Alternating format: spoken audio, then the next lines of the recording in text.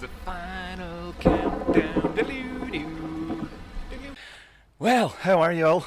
I've got a new background, you might have noticed. I've got the sea floating behind me here, and occasionally you'll see the odd Rocky Outcrop in the background. Just a new idea, don't know how it's going. Dropped frames detected 27% over the last 2 minutes. Well, that means the stream is obviously off to a bad footing. Let me know if you can actually hear and see me. Because, of course, I don't actually know how that's going yet. Let me just type something into the chat so that everybody can see that I'm here. Hi, how are ya? Oh, cool. So anyway, even if you're watching this after I've streamed it live, of course, you want it to be good, entertaining and educational content, and that is exactly what I aim to provide. What we have up behind me right now is the 24-hour, I have to look right round because you see my screens here, is the 24-hour Bitcoin to US dollar chart from Bitstamp through TradingView, of course. So it still says that I've dropped so many frames, you know, that's annoying. I hope that's all good. Oh great, there's a comment in there, new all-time high, and you can see that the chat's working as well. In the last stream, by the way, the chat seemed to stop working. That's the police or ambulance or something outside. Excuse me. Yes, in the last stream the chat seemed to stop working. I don't know why, but it just seemed to not be appearing. So it seems we are appearing. So, new all-time high. Let's go Bitcoin 50k, says BK. Good to have you here, by the way, buddy. If you hit that subscribe button, your name will appear on screen if you're not already a subscriber, which you probably are because 90% of the viewers on the channel are subscribed already, of course. And that means a big welcome to every single one of you who's in the chat. Let me know who you are and say hello so I can give you a wee shout out here in the show. So I hope you're all doing very well. Let's take a look at how things have been getting on. Our imaginary trade is naturally, of course, worked out to be very, very successful. We don't really need to have this on the charts anymore, but it was nice to have it there for the thumbnail for this video, you know. Put the context on what we would be talking about in advance. Now yesterday we also talked about some price targets, and of course that makes it somewhat easier today to talk about how we could be looking at the charts. So the targets we were talking about yesterday of course were 17k, 16.5k, 16k, 15.5k, all that sort of stuff. And as we can see that the prices actually so far today have been as low as don't know what that thing's doing just there. Have been as low as 16,435 and as high as 17,471. So we're seeing a full $1,000 range there on the day and a bit of volatility, and that's showing up on the daily charts here as this doji candle.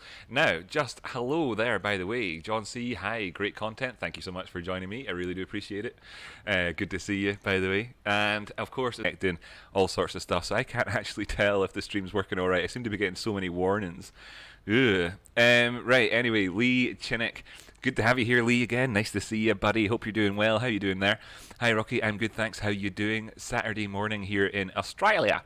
Got my works Xmas due on this weekend, so going to be getting into some Xmas spirits today. Hope you have a good weekend. Excellent. Thanks so much. Well, it's already your weekend. That's fantastic. Good morning to you, buddy, and I hope you have a fantastic Xmas party weekend. Oh, good to have you here, Sean. Lovely. Made it to another live one. Finally, good stuff. Look forward to the info. Well, it's good to have you here, buddy, and I always appreciate you turning up. So, and of course, what we see in between those two messages is one from KDoc. Glad the police let you go after knocking on your door last night and carting you off. They had nothing on me. They had nothing on me. There was nothing they could. They had nothing on me. Yeah, prove it, son. Right. Okay. Cool. So thanks for everybody for joining me. And this is that imaginary trade. Now I think we should probably take that off there for the sake of distraction and all the rest of it. But it was obviously you know, worked out fairly well, whether you'd taken profit on that idea or not, or used it or not, or whatever. And of course as well, just to put everything into context for us, we could have been looking at this the other day and thinking, ooh, we could be going towards the top side, ooh, and doing the all-time highs dance. But that hasn't actually happened, and of course when we push down past this point here of 17,854, that of course would have been a bad trade, you know, found out quickly enough to keep you doing a good job with your actual trading with that risk to reward ratio. Yes, but of course, you know, the fact is that you would have stopped out of that and potentially even have gone short at that point, looking towards the downside, and that's what we've had. So the question at the minute is, have we done enough in terms of coming back up to give us a chance at stabbing towards the top side or not? Let me know what you think. I want to know what your comments are, of course, before I start influencing you with all my own opinions and all that. So let me know, and of course we can incorporate them into the video if you like. If you want to put your price targets for the weekend or something like that up there, then we could make a box for the show. Of course, I could just type this in here, just remind myself if I need to remember. Yeah, Bitstamp is what we're doing this on. So price targets from the chat. Okay, cool. So if you want to get your name on that list, then all you have to do is drop a price target in there for the weekend. You can do targets towards the top side and targets towards the downside. It's all good either way, and of course you can do both if you want, and I'll write your name in there and all that. And of course as well, if you want your real name or your username or whatever, you can tell me all that good stuff, and I'll do a few minutes charting, why not, just now, and I'll catch up with you in the chat in like 5 minutes. And to everybody who's just joining me for the stream, if you hit that like button, output and my chat currently, that's what it looks like as well. So I don't think I've in all the live streams I've ever watched on YouTube, I've never really been informed, I don't think, of the lag. If you're interested and you want to know when your comment will appear up here on the screen here in this chat box, you're looking at 20 seconds or so. Quality, we have a couple of price targets that made it into the chat here. So this is, remember, this is price targets for the weekend. Shall we call it for the weekend? I'll put weekend price targets here at the start. Weekend price targets, you know, so that we can talk about it that way, just to put everything into context, because obviously you could say 350 grand if you wanted to, and I would know not to write that in, and I don't want anybody to be disappointed in advance. So we have BK, you know, there's OK and then there's BK. That was an advertising campaign that Burger King ran in the UK at one point, which is kind of funny. So when I see your name there, I think, well, you're much better than OK. You're BK. Yeah, that's great. That's very good. Right, anyway, cool. You say 19K. And we have Lee. Bearing in mind now as well that Lee is already into his weekend. It's Saturday for him. So, does that mean he has less time? No, we'll just do it on the regular charting basis. So Lee is still in Friday in terms of where we're looking at right now. And we'll put 15K on there for that one. So we've got two targets. That's quality, BK and Lee. Both submitted a price target for discussion. So if you want to get involved in that, then leave your comment in there and I'll stick it up on the board and we can have a wee bit of a laugh come Monday or whatever, you know. That's if I remember to talk about it. You know me, I could easily forget. Right, cool. So we don't really need this on here anyway, but it does provide a bit of context for us in terms of the rise and fall in terms of the price recently, and our own psychology looking into the markets coming up over the last few days and how things could have gone. And what we ultimately see having happened here is this drop down in price, and we can see on the 24-hour time frame here that the small term moving averages. Quick reminder, I suppose, for folk, because not everybody knows obviously all the time. The moving averages that I use are in this order: yellow, green, blue, pink, red dotted line, white dotted line, and the inputs on them are 8, 18, 36 and 54. They're all for the straight lines there, or well, the connected, the lines without breaks, the not ones that aren't dots, the yellow, green, blue and pink one.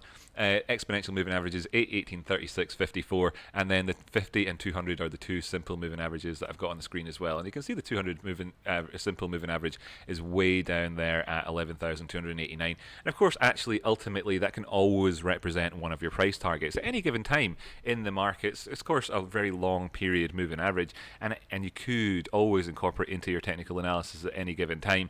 And you'll see we talk about this on the channel quite other days, kind of a bit redundant there.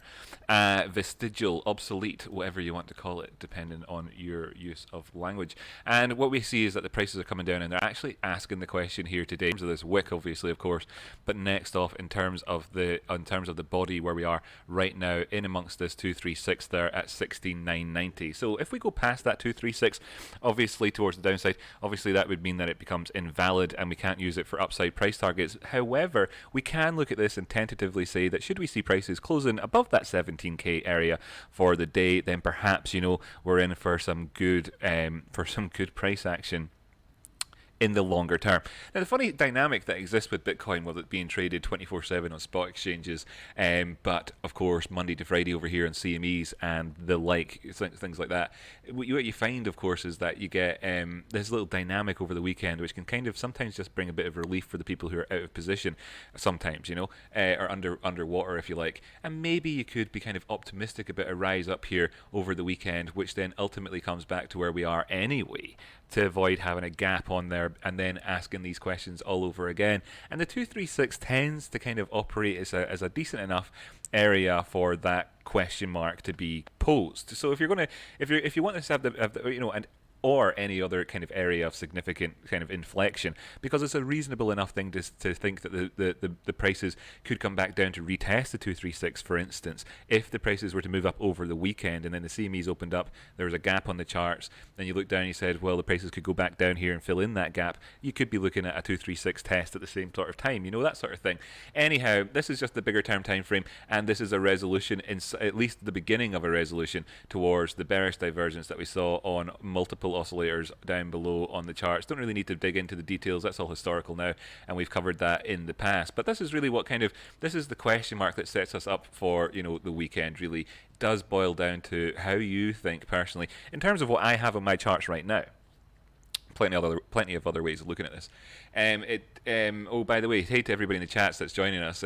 By the way, what I'm doing just now is a wee spot of Bitcoin technical analysis. Come back over to the chats and greet you again soon. So get your comments in there, and we also have weekend chat price targets from the chat here up if you want to get your name in that box and have a wee laugh about things, then there you go. But yeah, in terms of this chart right here, what we're looking at, of course, is the question this particular set of tools on the chart is posing for us is, will we manage to stay above the 236 and perhaps even break above that 18 period exponential moving average and test even the 8 and move towards the top side? Or not, and if we don't, then we've got other questions to ask and answer, and we'll come into them in a minute. That's no surprise, and of course that's around about $17,500 is.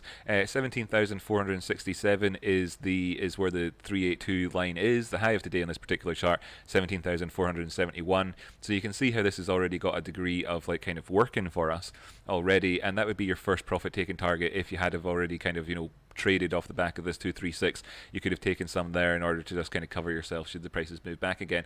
The next target towards the top side, 17,854, and the next target after that is 18,344. Now, this is where it kind of comes back to talking about the targets we already have in the box, because what you're looking at there towards the top side is coming in here just shy of this 19k area. 19k happens to be in around about where that green straighted line is. It's actually a little bit lower in terms of the chart, but it's just if you're eyeballing it, and that would be coming up at just shy of our previous high.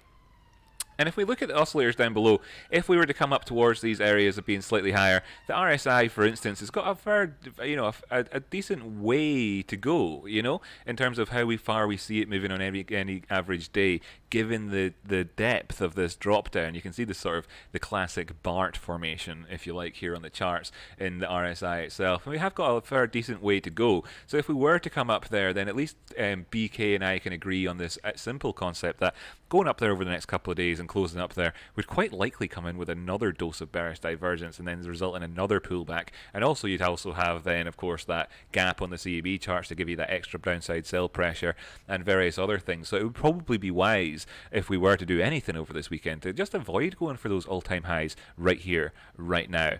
And then, of course, do one of these other targets. Now that does bring us back over towards the other discussion that we could easily have right now about where we could go if it was to the downside. Just before doing that, let's tighten things off a wee bit and bring in this I'll just put that back where it was, excuse me. Bring in this Fibonacci retracement. I'm going to have to move that, I'm afraid.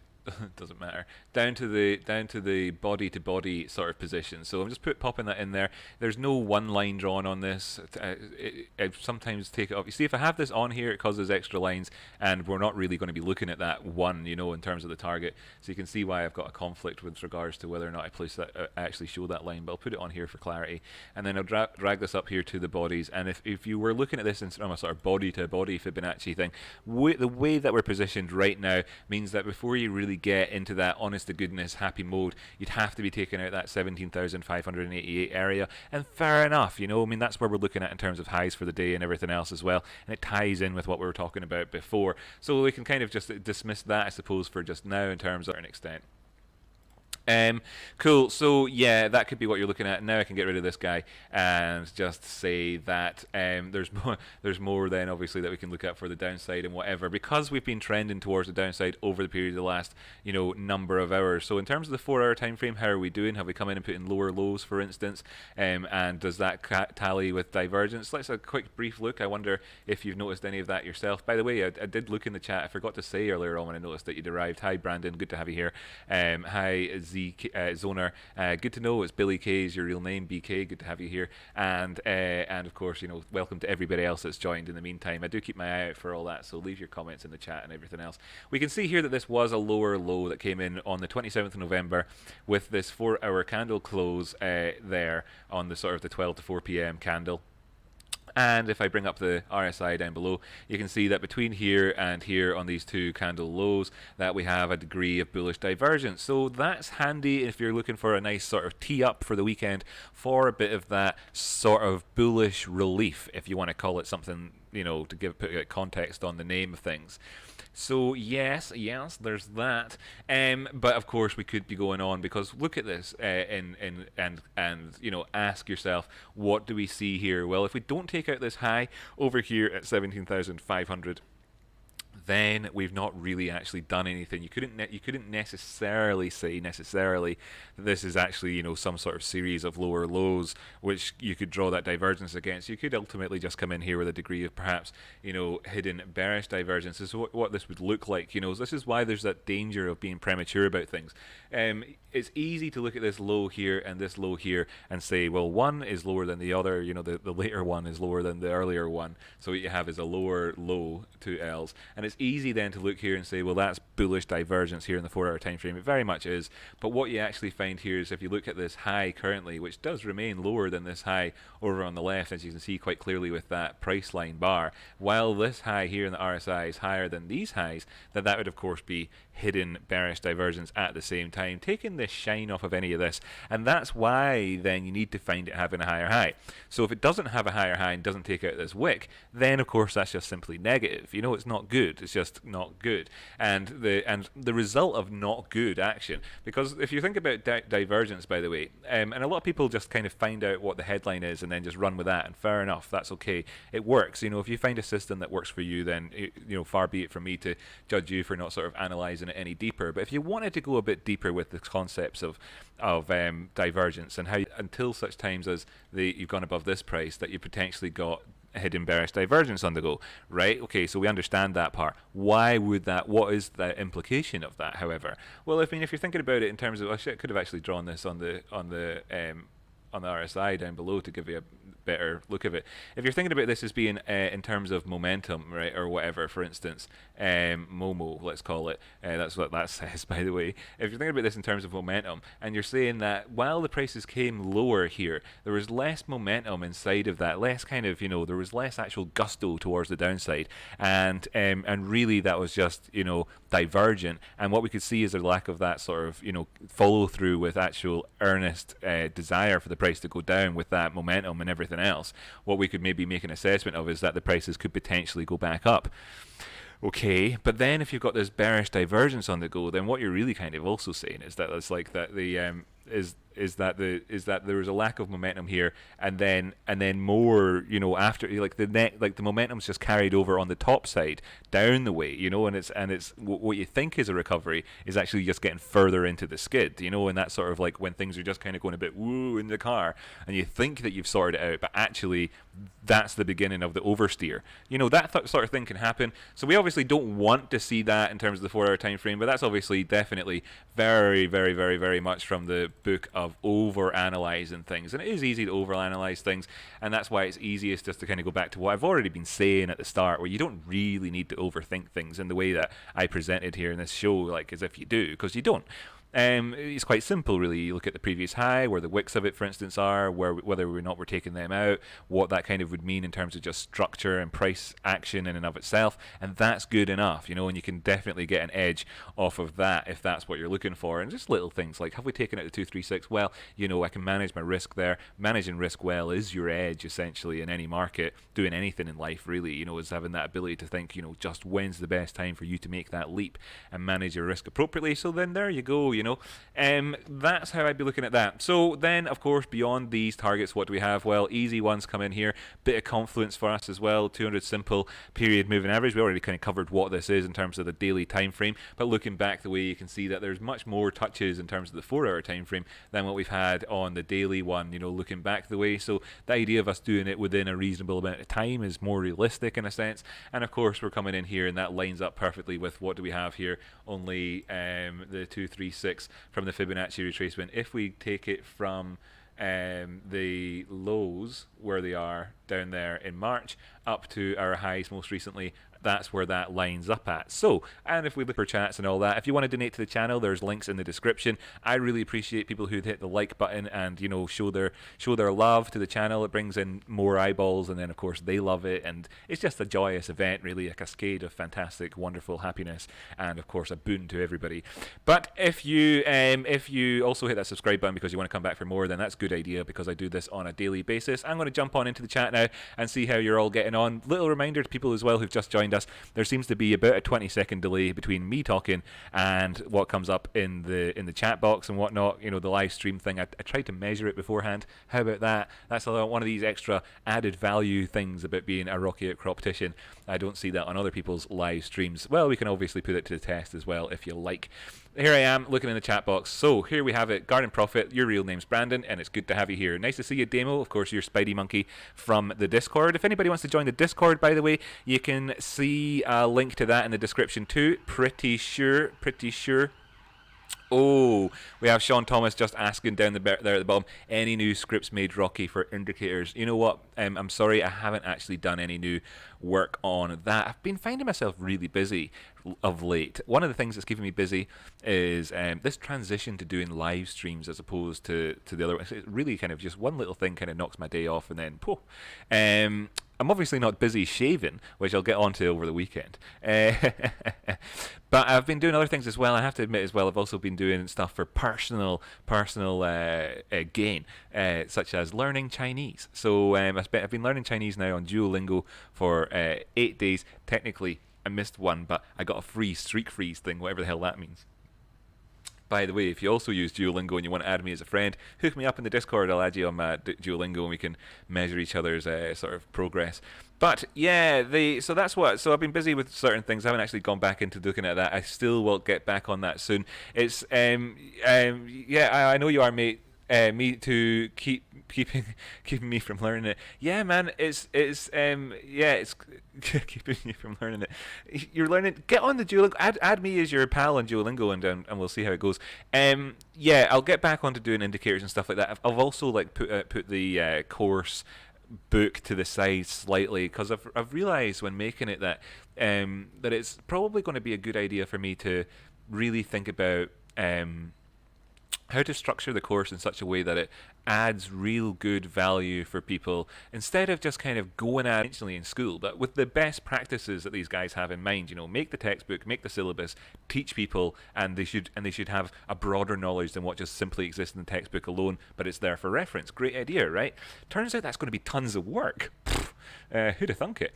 And and also, I don't know if that's the best investment of time, because that would be making, I need to maybe plan it a bit better, because you can go 6 months down the road and then think, gosh, that was a lot of work, and who am I really teaching here, and how is this going to work, and how, and really think about the learning objectives, So, and that's kind of what I left out. So first off, I thought about the syllabus, then I thought of textbooks, wrote like 23 pages of this thing, proper text, and then decided that actually I'm going to really need to focus in on what the learning outcomes are from this course, and then go back for my syllabus to meet those outcomes, and those outcomes are going to have to be kind of person dependent, depending on who I think would be using. Anyway, complicated. Right, just going to think about it properly, essentially, is what I'm doing, is what I'm saying to you. And in the meantime, I've been all off the place, but I was busy with that beforehand as well. I was taking my weekends. I mean, I really only have the weekends to do this sort of thing. That's one of the reasons why I don't do live streams on the weekend, just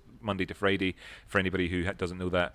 Hit the subscribe button, blah, blah, blah. But yeah, because that's one of the reasons I wanted to have the weekend to be able to do other stuff. And then what I found is that I spent maybe the last sort of since I started taking weekends, essentially kind of working over the weekends as well. I didn't really realize that that's the way it would turn out, but of course I sacrificed my own sort of trading time for making videos, yada yada, you know, and then I had a sort of backlog of work to do. Anyway, back on the chat. I really went off on one there. Sorry about that. It's good to have you all here. Thanks for sticking with me. I'll take a look at Ethereum in a second, because that's kind of what I've got scheduled in my head to be doing. Then Chainlink and then Tezos. That's the plan. If you want me to take a look at any coins real quick, then you can super chat me, but whatever. I'll get around to it eventually if you stick it in the chat box. And probably. And yeah, I'm looking forward to reading your chat. Anyway, I'll catch up with the chat just now, then I'll go back to looking at the chart. So we have the Garden Prophet saying it would be great to see it drop to 12,500 even, and I actually agree with you there as well for a lot of reasons, right? One of them is that we talk about like volatility is the lifeblood of a trader, and that's true, right? But then we also have this sort of slightly kind of counter argument to that, which is the other sort of maxim of being a trader, which is the trend is your friend, right? And that kind of then comes down to what is technical analysis. Well, technical analysis is essentially boils down to the ability to identify a trend in a market and therefore position around here for us during this chit chat phase of the show. But yeah, I should have this up. But what was I talking about there? Oh, yeah. So there's these two sort of counter, because like, you know, volatility when kind of isn't just the price just simply going in one direction, although, you know, it can be. What you would like is to have a bit of the old up and down, eh?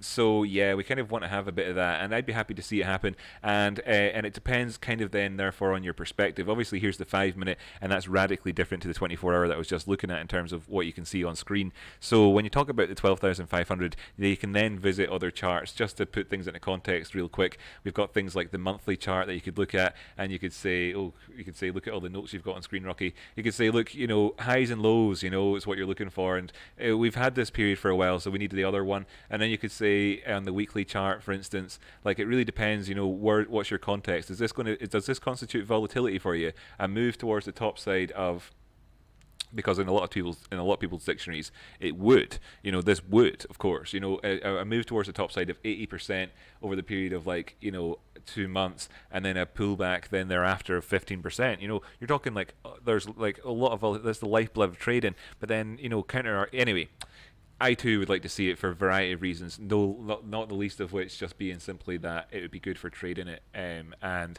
when everybody would, you know, be so sickened by it, because, you know, the market just wouldn't be able to handle it, and people can't change their opinions quick enough, you know, whereas I'm really ready to change my opinion.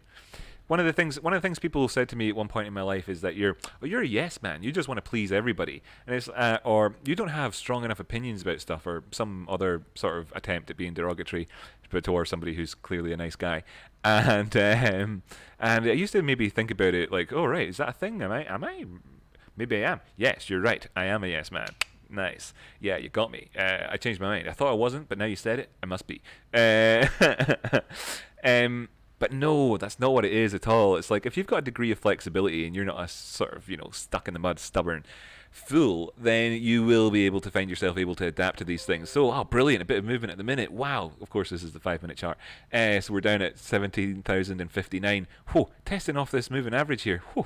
What we do actually see is that in terms of the price, you know, when you're looking at the 5 minute chart, you can look towards these really long term moving averages, and you can see interactions with them without it being, you know, too far apart. For instance, we touched the 200 simple moving average here on the 27th and the 27th and older, and you're looking at this sort of structure here with your neckline coming in at around about that zone there, and then of course your measured move here sort of thing. Let me just kind of then use that squiggle as my measuring stick, and you can see here then of course that you got this, you know, more or less bang on move from it before you then saw a bounce afterwards. After you saw the bounce, it came back up towards here. Where did it test? Off the neckline, no less, you know. So you can do charting on any time frame, and you'll find that. And then, of course, that's what we can see right here. So above the 200 simple at the minute, will we see, therefore, at this point, if you're looking at this at any time frame, like I say, I mean, if this was the monthly chart or whatever, it wouldn't make a difference.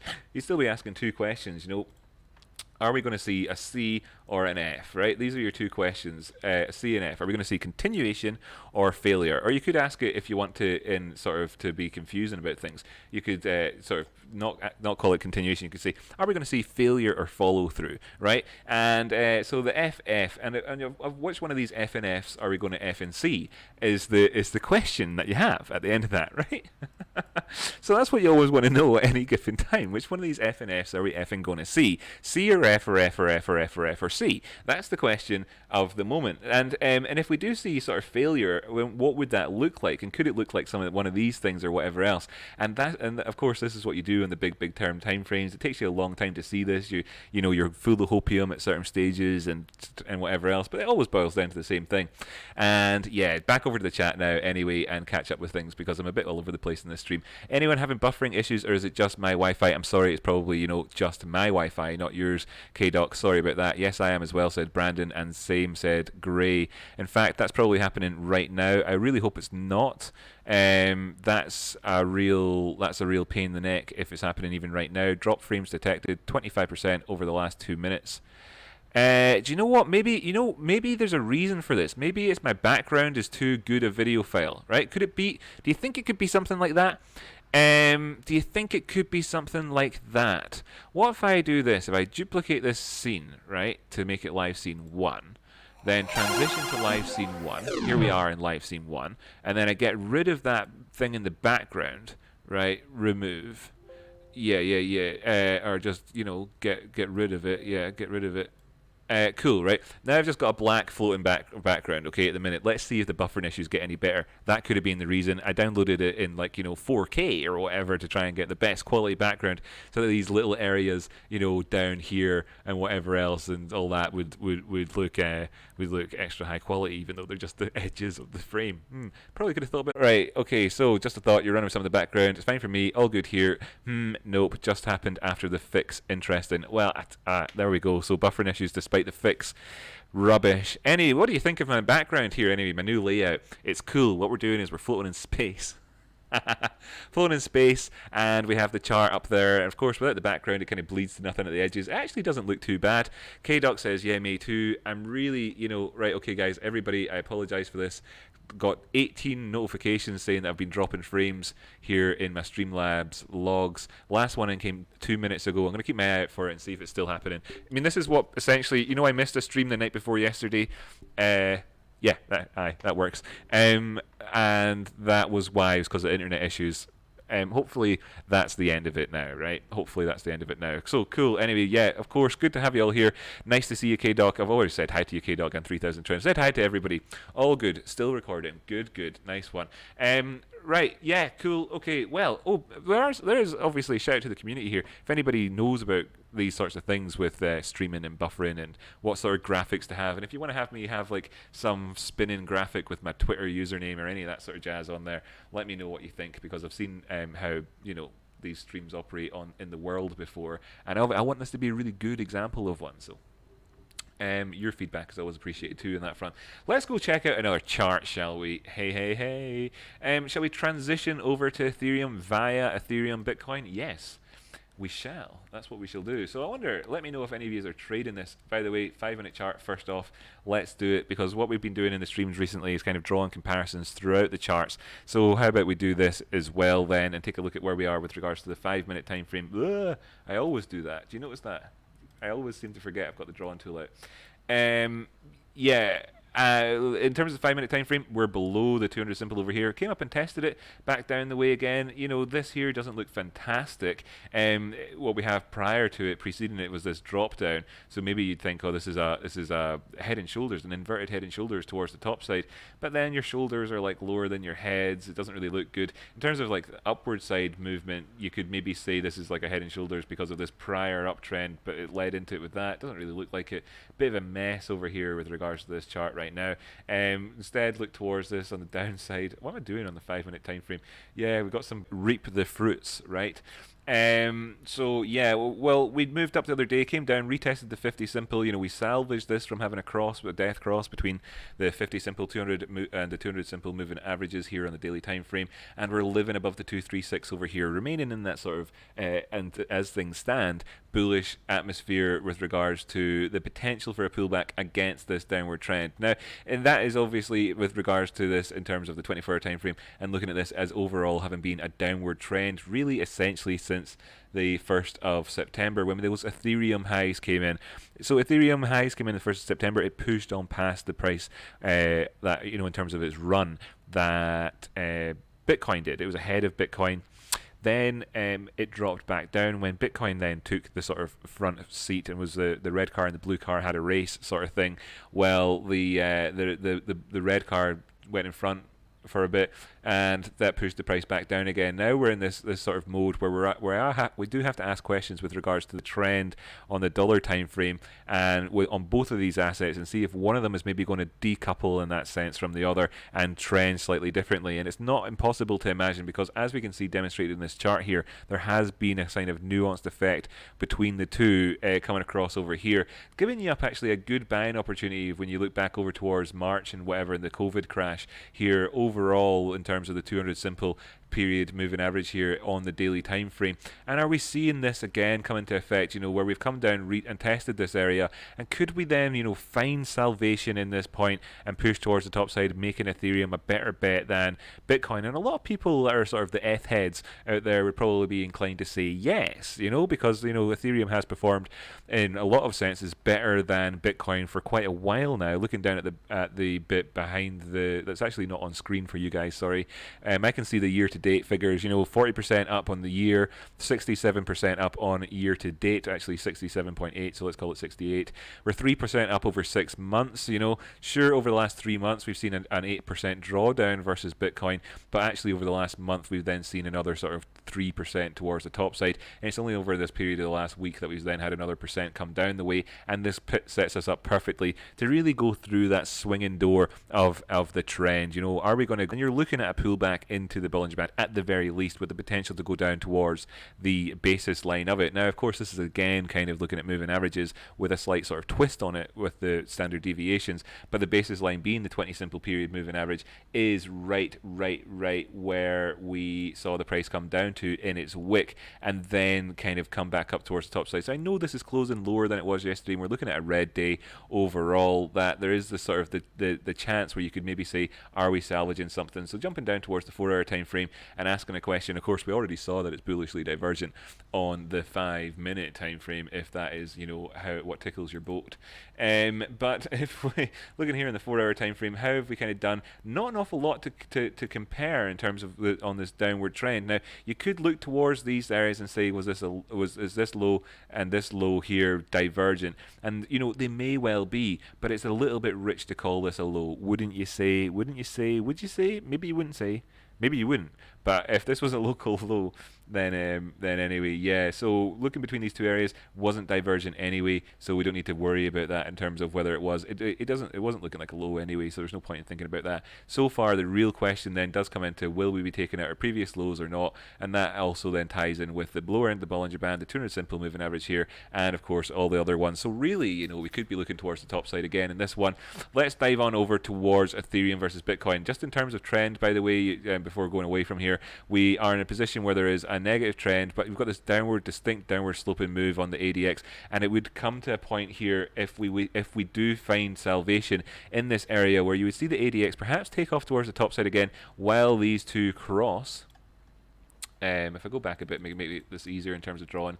If we're looking at this here and saying what could happen, if that technical analysis kind of tells us anything, we were looking for sort of confirmation over the weekend and stuff. If we see something like this happen, then of course that's good. We got the cross happening while we're above 25.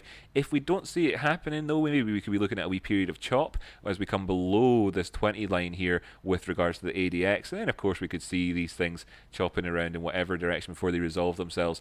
But if we see see it actually break down the way, then what we will see is, of course, then this sort of thing happen where we go like, divergent that way, and then you'll also know that things are obviously looking pretty poopy pants, and by that stage we'll be below the 200 simple on the daily moving average, daily time frame, 200 simple period, whatever, and we'd be obviously below the 50 and looking at the death cross happening imminently after that, with the price action being close enough to those moving averages to retest it rapidly and then get that confirmation of trend. Now if you retest it rapidly so you don't have to come in itself, showing the strength of trend burning off, and of course this happened just after we came at the 40 line, giving you that classic signal that we talk about so often in terms of like looking for this top area in here.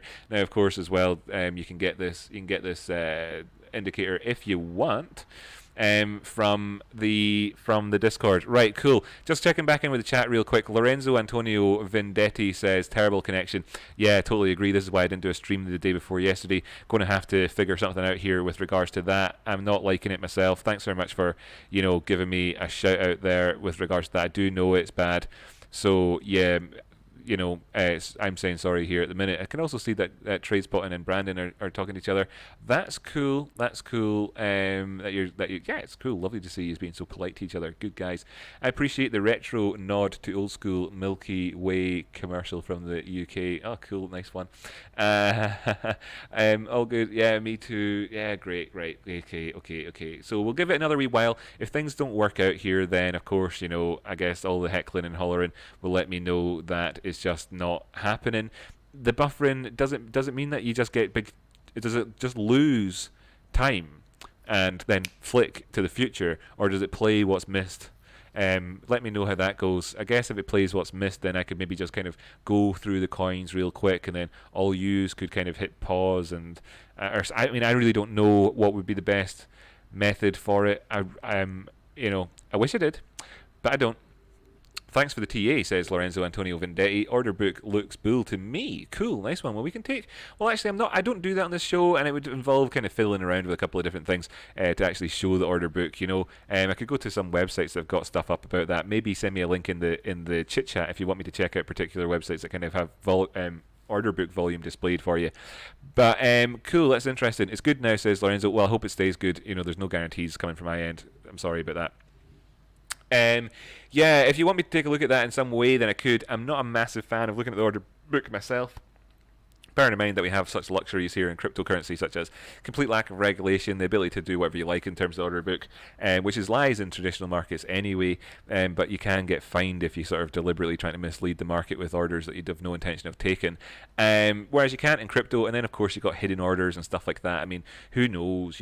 When you acknowledge the fact that if you wanted to put on to sell 1 million Bitcoin on Bybit at $19,000 flat, you could do so with a hidden order, no problem, and it wouldn't show up in the books until it got there. Then you've got to remember then, when that's an easy option for people, that any numbers that do show up there, there's a strong chance that if they're worth looking at, alert on there for the thingy. So at least I've not missed any of that. I would hate for somebody to donate to the channel. Hey Tony, I would hate for somebody to donate to the channel and me not notice it because the stream was buffering messed up and all that jazz. But yeah, I'm not seeing that. In super resin super chat at $4.99 is the last alert that I've got, unless that's from that one up thing. Let me know if it's a cryptocurrency donation, if you did one, whatever. It's all good. Thanks very much for even being a part of the channel. I'm down on Chainlink, Elrond and Crypto Coin if you want to have a swatch at any of them. Swatch, classic Scottish word there. Nice one. Cool. Okay, let's do that. Crypto Coin, are you talking about crypto.com, like that crow? Is that what you mean, by the way?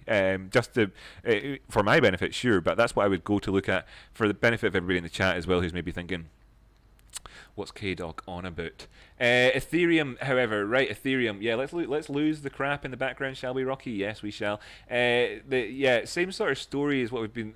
This is Ethereum dollars. Came down towards the test in the Bollinger Band here. We are below the previous price action. In terms of the 4-hour time frame as well, we're probably looking at this and saying, is this divergent? In which it is slightly, with this ever so slightly lower, of course. Oh, K-Doc, 199. Maybe it was just delayed. K-Doc, by the way. Cheers. If that was the same one, let me know. Cheers for that, by the way. Thanks so much. Good man. I'll get myself, what am I going to get with that one? Oh, pot noodle, a king-size pot noodle. Yeah, cheers. Another Bombay bad boy.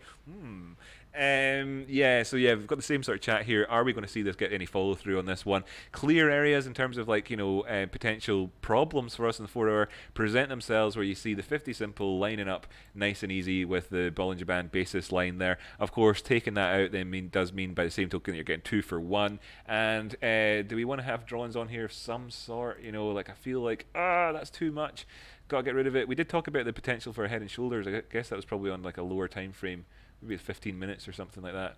Oh, by the way, you can see how our pattern worked out from the other live stream the other day. That God, that's so horrible to see. Oh my god. Oh my god. Right. I hope you're following along with me here. Sorry. Sorry, it's just sometimes things can be bad, and then things can be laughably bad. Anyway, we can see that there's we were talking about this, and when we came up and touched that, and then down towards the bottom side, and on the way up again, you can see the interaction that we're continuing to have around this line. In a sense, but but we've broken outside of it now with no satisfactory follow through. Kind of makes you question the validity of the thing in the first place when you have it like that. Likewise, the follow through that we would have got from any that head and shoulders breakout, well, nothing at all. As well, we had people in the comments, I think, saying that we were looking at a W. That could have even been what this 236 Fibonacci, and what we're at the minute is yet again in at this 236 Fibonacci. Now you can see this quite clearly now, I suppose, on the 15-minute charts here. That really this is our key number for us. It's 513. Really, dropping below 513 easily could look down towards the next 2 targets towards the downside. We have 2 of them here. One close by here at 503. Let's just call it $500 really, because of the whole, it's $500, right? Half a buck or whatever. And then down there towards 479 would be your next downside target if we were to go down. And that simply represents really the last low that we had. And at that point, of course, that would be a decent area to take profits if you were sort of short-term trading this one in the meantime. If you're looking beyond that area, because of course, like I say, that's just the last low, then the next area that you've got to be looking down to, as I sort of little by little make my way back out on the charts, so I can see these other areas, is going to be this next line down here. I just want to know what number that is so I can tell you. It's the 50% Fibonacci retracement point. And the way all the colors in the background, what were they, and what were all those X's, all those orange lines? Well, this is this pitchfork that we're talking about. And as you come up towards the top side, you can see that then thereafter, the next target towards the downside after that is going to be 451. And we have a trade in here, sort of a trade idea talking about it. And we were talking about this in the other live stream the other day. So we've come down as low as 480. People were looking for 460. Next realistic targets, of course, I have these ones on board already. But the next ones you could be looking down to, of course, 460, like we already spoke about, 376, and if you're looking for an area in between, it's going to be where the 618 is on that one. Of course, we've not come down to the 50% yet, which is in there at 466, and we're above the 503 pivot, sort of the 382, looking to see can we get back up towards challenging the 236 in there at 236. That's going to be like the next sort of strategic area to be taken out. But if you're looking here, then the next tactical area to take out. But in terms of sort of strategic area to take out, then you're going to have to look towards your next all-time high, or local high over here at 625. Good area for targets towards the top side in the meantime. Are we looking good or not, I suppose, is the question at this point here. There is the potential for this to come in as hidden bullish divergence, with this low being lower than here, as we see on this structure. But of course, we're not done with this yet necessarily. I can say that quite categorically by the fact that we're below this area here. So until such times as we ain't, then we ain't. But so this here could just be premature and looking at convergence down the line, and that would go hand in hand with a move down towards those lower areas, looking at another 10% drop off in price if that were to be the case. Now, of course, that doesn't have to be the case, and we could be looking at this being a hidden bullish divergence. What about regular divergence? Well, how's this high looking compared to our previous high over here? The previous high that we actually had wasn't in and of itself a bearishly divergent high, which puts a funny dynamic on the market here at these points. Let's hide the drawings to discuss this for the meantime and take out and just kind of point out of the crash down the way. And we can see this was operating with the sort of neckline as the area between the oversold zone and the bullish control zone. So that actually shows us there, without me having to draw anything on, where you have a resistance line which we failed to break in this movement towards the top side, and that in and of itself is kind of interesting, because that's kind of again how the divergence concept really does come across. This episode, if we were to look back at it in the future, which you won't be able to do unless you're a member, by the way, because because I make the videos now from the past for members only. You can join up as a member anytime. Shout out to Etienne, the last one who did that, by the way, and hello to Doomsday in the chat, and Smitty. Not going to read your surname, mate. Verpin Jaeger Manjensens. I did read it in the end. Hello to you guys as well. Thanks for joining me. I hope the stream is working okay in terms of the buffering and whatnot. Got Rocky You Rock as your comment. Thanks so much, buddy. I always appreciate you leaving those comments. Heart. So yeah, this is like a divergence episode. If you want to be able to look back on this in the future, you're going to have to become a member, because what I do now is I hide the old videos. I think that while it's cool to be putting this out here, that there's this sort of little kind of conflict. It's most relevant at the time for everybody, and that's free and accessible for everyone all the time.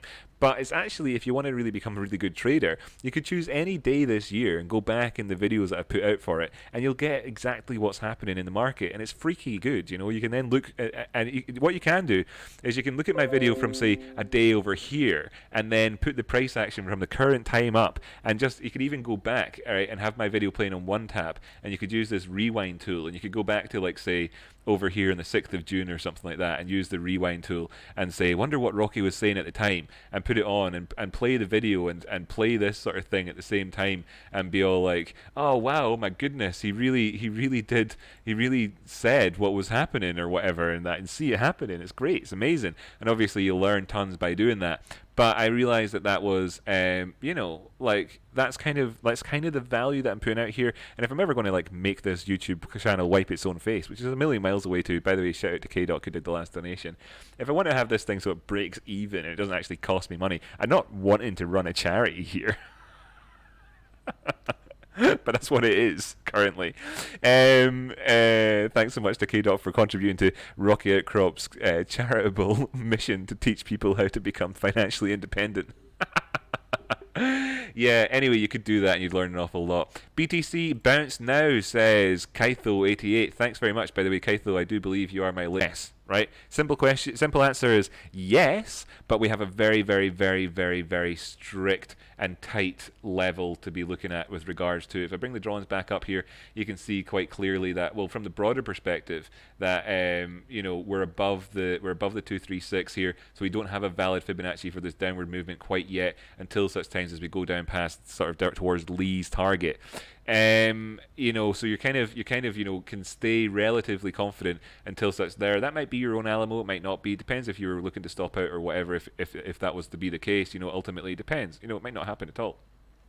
Because ultimately as well, what we find is is it only visible in the small time frames? I thought I had already got the Fibonacci in here. I saw a guy on Tony Vase's stream one time talking about Fibonacci's called Fiboman, and credit to Tony Vase, he was like, are you sure you use them that way? Oh, I've never really seen people using that, and obviously it's his mate, and what can he say? It's a live stream. He's not going to say, oh, by the way, in the middle of this live stream, I just want to put my hand up and say, sorry Fibbo, but everything you've just said is wrong, mate. And you could tell Tony Vase kind of like dying inside. Anyway, good laugh. Yes and no. Actually, no, I'm going to revise that answer to no. Sorry, I'm going to revise that answer to no because no, I'm going to revise it to yes. Yes. No. Nope. As you can see, the 236 here comes in at 17,056, and we're at 17,091. So to answer your question, yes, bounce now, right? As in literally right now, with managing your risk here, $20 down. Say, call it $20 down. Let's call it $20 down from here and stick an imaginary trade on for this episode. Now, of course, this is counter trend. Let's be aware of this. This is obviously counter trend because the trend is now down. So far, until such times as it ain't, right? Actually, in terms of this 4-hour time frame, actually it's almost a bit soon for me to say that. I can only say this is a downward trend based on this little bit, this tidbit here. The fact is that we have a low here, and it looks like we have what's reasonable to say is a higher, as a lower high, and then a lower low. You could say that about here too. It's a little bit rich, right? It all is, like we talk about. And then you've got this divergence on the go on the RSI and the other oscillators and all that jazz in here, and then the movement towards the top side with spring around the Fibonacci. Oh, look at this, I had this wrong. There's me laughing about stuff. It's actually at 16,990. So yeah, brilliant. Bounce from here, 16,990. Let's manage our risk appropriately. Local low, right? And this is afterwards a local high, potentially, right?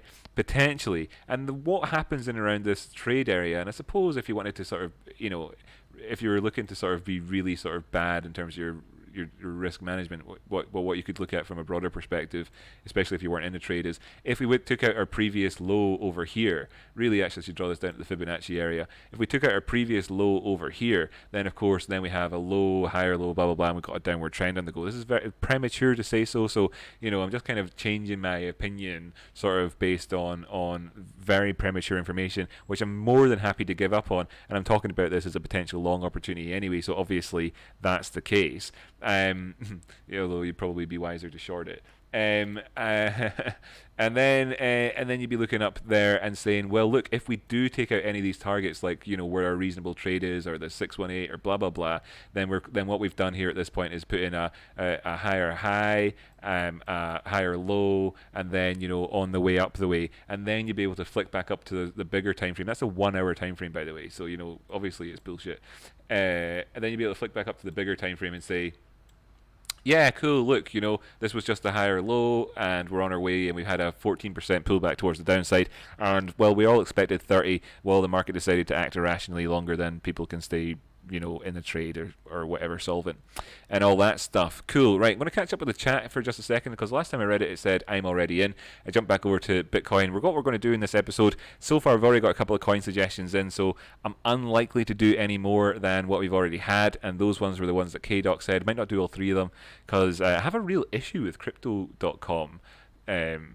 I don't know what it is. I think it's just like, when you irrationally don't like something, like when you're a kid and for some reason, you like Blur, so everybody that likes Oasis is an asshole, or you like Snickers, so if you like Mars bar, then you're not good, you're not a valid human being. It's kind of like that in a way, where it's like, where I've just kind of irrationally chosen that I don't like it because it's got crypto.com as its name, and I just think, God, that's annoying. I don't know if it's Roger Ver's fault for me to think that way, but I don't like domain names with regards to that being the main sort of USP, if you like, that, and them giving away coins at 50% off in order to inflate the value of their own. I just don't like it, right? But it's valid and it works, so maybe I should do the TA on it. Cool. I got that coin just because I wanted the crypto bank card. Yeah, exactly. Yeah, fair enough. And they've benefited off of that. You look at other coins, by the way, that have done similar stuff, such as SXP, right? USD is SXP. Swipe, right? They're basically the same. And yeah, they've not done so great since KuCoin has had it longer. Yeah, so we check it out. There's a bit more history for you. So anyway, yeah, it went up a bit because of Binance back down the way, and now we're at this sort of key area for us. It's not done really well. It's not done really badly like I had over here. This goodness was maybe quite short-lived, and here we are kind of back at the overall sort of liquidity area for this coin anyway. So yeah, let's take a look at those ones, and I'll do Chainlink and Tezos, I suppose, at the end, just for the crack, right? So what was it you said? I know that one of them was CRO USD, and I'm assuming that you're talking about the USD pairing. And where should we look at it at? Funnily enough, crypto.com isn't an option here, so I don't know where the volume would be, like the second most volume would be for it. I'll just choose this one. Oh, it's done crap. Oh, there you go, actually. So it's done crap. So its credit card thing wasn't either a good idea either. So yeah, I don't like it. You can see why I don't like it. Like, they've got a product there, should work. They've got selling cryptos half price sometimes, like get Bitcoin half price, for stuff like that. Should work. Got an exchange, plenty of money flowing through it. Should work. Got fees being paid in crypto and reduced if you do it and use it. So it's got a use case with a use case on top, and look at that. And we're in a bull market and it's doing that. Ugh, that's not good. What does that mean for you? Well, that means that people are dumping it on people for no reason, So it's looking crap, looking crap. Okay, so my first off is looking crap. Yeah. Bullish divergence, not since the last low, not in this little trend here, so it's done crap. It did have bullish divergence in this little running down the way here, but then again, if we put our finger minds back to what I was talking about on the 1 hour chart on Bitcoin there a minute ago, talking about how it's a bit rich to call this a low, bit rich to call this a high, bit rich to call this a low. Really, isn't it? Yeah. And instead, what you're looking to is here and like here, and then when you look at here, and you see that actually that's hidden bearish divergence, and that this stuff in between was somebody painting on the candles where because of a lack of real volume, as you can see down here in the volume part. Let me just stretch this out a bit so you can see everything a bit better. But as you can see in terms of the volume, which is like basically invisible down the bottom, that it was so easy to paint that bullish divergence onto the chart, then come in with hidden bullish divergence and slam it right back down again. And you can see why, in terms of talking about the motivation and everything else, it works. So yeah, this is definitely the divergence episode, I think, in terms of teaching people about that. I'm not going to go into this in great detail. All I can say is it looks shite. Excuse my member. Yeah, obviously. This will be just there, there now. Yeah, obviously, right? This is clearly correlated with the overall market. Crypto.com, does that strike you as something that, despite the fact it's got all this infrastructure and bullishness, fundamentally speaking about it, should be performing so badly? Does it? What's wrong? Yeah, anyway, not good. What were the other ones that you said? I'm going to go back up and find your comment. Oh, well, by the way, I'm glad I'm actually doing this. I disconnected it in my head that you'd actually donated as well, so thanks for that. That's cool that you're doing that. What was the 3 coins, mate? I'm trying to find it in the thingy. Maybe can I do Control F on this page? Go crypto? No, that's not working for me. Oh, no, it's because I spelled it wrong. Well, that's not going to work, is it? CRYPTO. There we go. So, Chainlink, Elrond, and crypto. Oh, well, we'll be looking at Chainlink in a minute anyway. So let's take a look at Elrond. I'm sorry for being so negative about CRO, buddy. I don't mean to be, but it's hard not to be in a chart where it looks crap. You've got these extreme wicks on here, which are very disconcerting. I guess the liquidity just isn't there on KuCoin. It'd be good to see what this looks like on CRO, or at least there's the volume. Maybe this chart's also a piece of crap. I mean, who knows if this is a bad one to look at. Obviously, because this is my browser window for TradingView, I'm not going to go look at it on Crypto.com's website itself using their exchange. I don't even know. Can I see it without having to log in? I don't know. Probably not worth it. Yeah, and the volume picking up here as we're putting in these lows, which ultimately turned out to not be divergent versus these previous ones here after hidden bearish divergence. I mean, yeah, you could look down here and say that this was divergent compared to overall in the grand scheme of things. And if we do see prices go towards the top side, yeah, sure, okay, let's do that. I'm going to draw this a Fibonacci retracement tool thing in here from. It's a high that it worked up to. If we look at this, it's kind of hard, right? Where am I going to put it in at? It's not so obvious and easy. There's a few places that jump to mind, but if we just kind of draw a line down here and say this part of the price action uptrend, this part of the price action downtrend, right? If we just do it like that first off to give us an idea and stick one in, let's do that then. And we're looking down here towards this. I'm going to just go body to body on this one, which is not, or is it wick to wick in the end? Leave that as it is. We're just going to have to, ignore it, whatever. We're coming in for new lows anyway at the minute, so, depends. This might work out for us. Yeah, take out 936, good times. We could maybe burn off this divergence quite easily. The fact that it's there alone is good in a way for the price, that we can see that it's manipulatable, and that if we were to take out our previous highs, that would probably be, somebody's intention for doing that, because otherwise they wouldn't take out the high, they just stop buying it. So if we do take out our previous highs, pretty good, and we could be looking at this golden pocket then after that, and I would expect that to be your sort of upward side price target. Bit of a dodgy one to get into, but you could long it from that point up there to minimize your risk and just sort of manage it around the 236, for example. Could stick on some other things and see if we're well, anyway, when it burns off going past the 236, it's one of those moments where you'd say, yeah, I mean, this is a downward trend and it's crap, so either you're trading with your trend or you're not, but either way, this is the bottom of the range possibly at the minute in terms of this. Let's dive down towards the 4-hour time frame, providing we don't put in more lows, which is we're right on the edge of doing now. I mean, you can manage your risk based on the sort of breaking prior lows area and say, if we go past this point, then I'll stop out at the wick of today. You're not actually talking about that though. You've got it for your credit card, Jobby. Yeah, actually, this is enough on this one, isn't it? You've got it for your credit card. What's Elrond's ticker again? ERD. If I go ERD, then do I get more options? Do you want to see it versus USD? There's only on HIT BTC versus USD. Did you want to see it versus TradingView? Let me know in the comment, and I'll look over at the comment. TA on ANQ, says Tony 3 times in the comments. I guess he wants that. Nice to see you chatting to each other, by the way. That's good. Nice to see you here, Kevin, to the king, of course. Cheers for joining us. Who else is here that I've not said hi to yet? Anybody?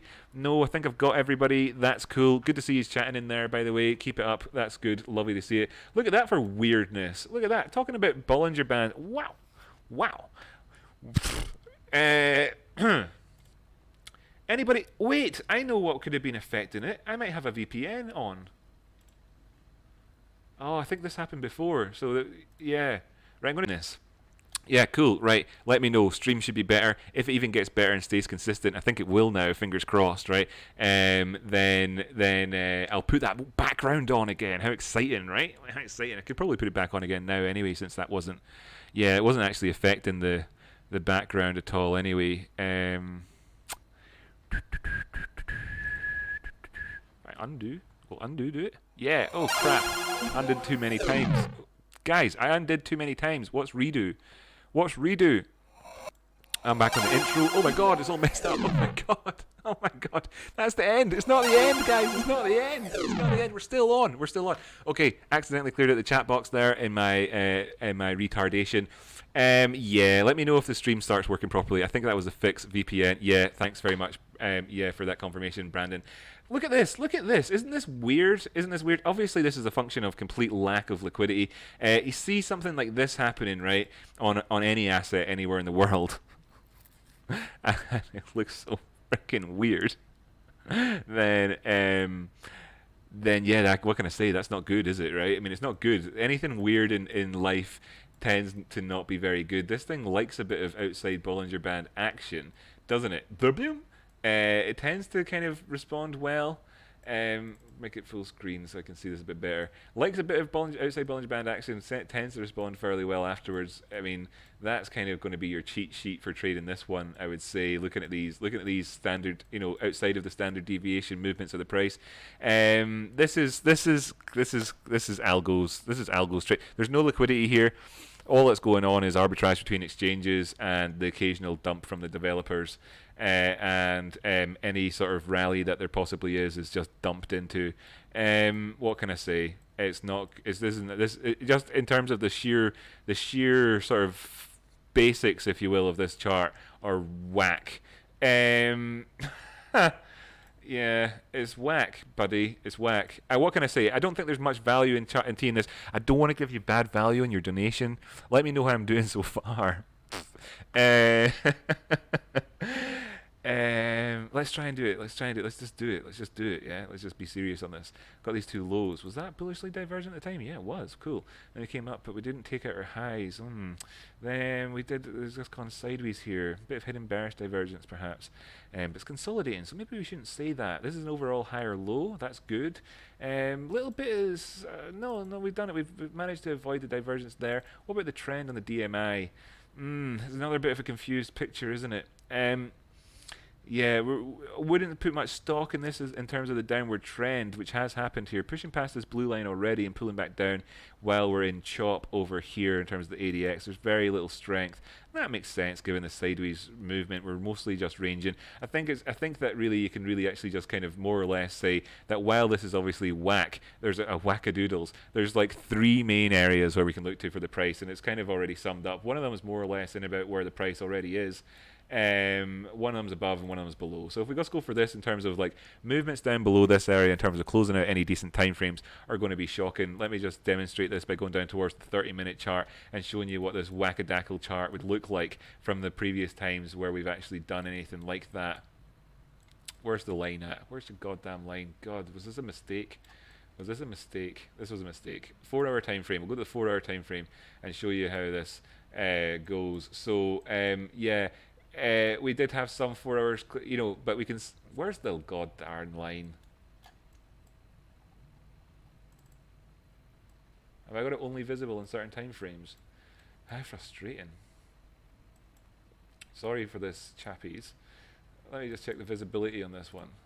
Yeah, I want it on everything. Right? Hours. All of the hours. That was weird, wasn't it? I've not changed those settings in a long time. Don't know why that happened. Weird. Yeah, cool. So visible now, right?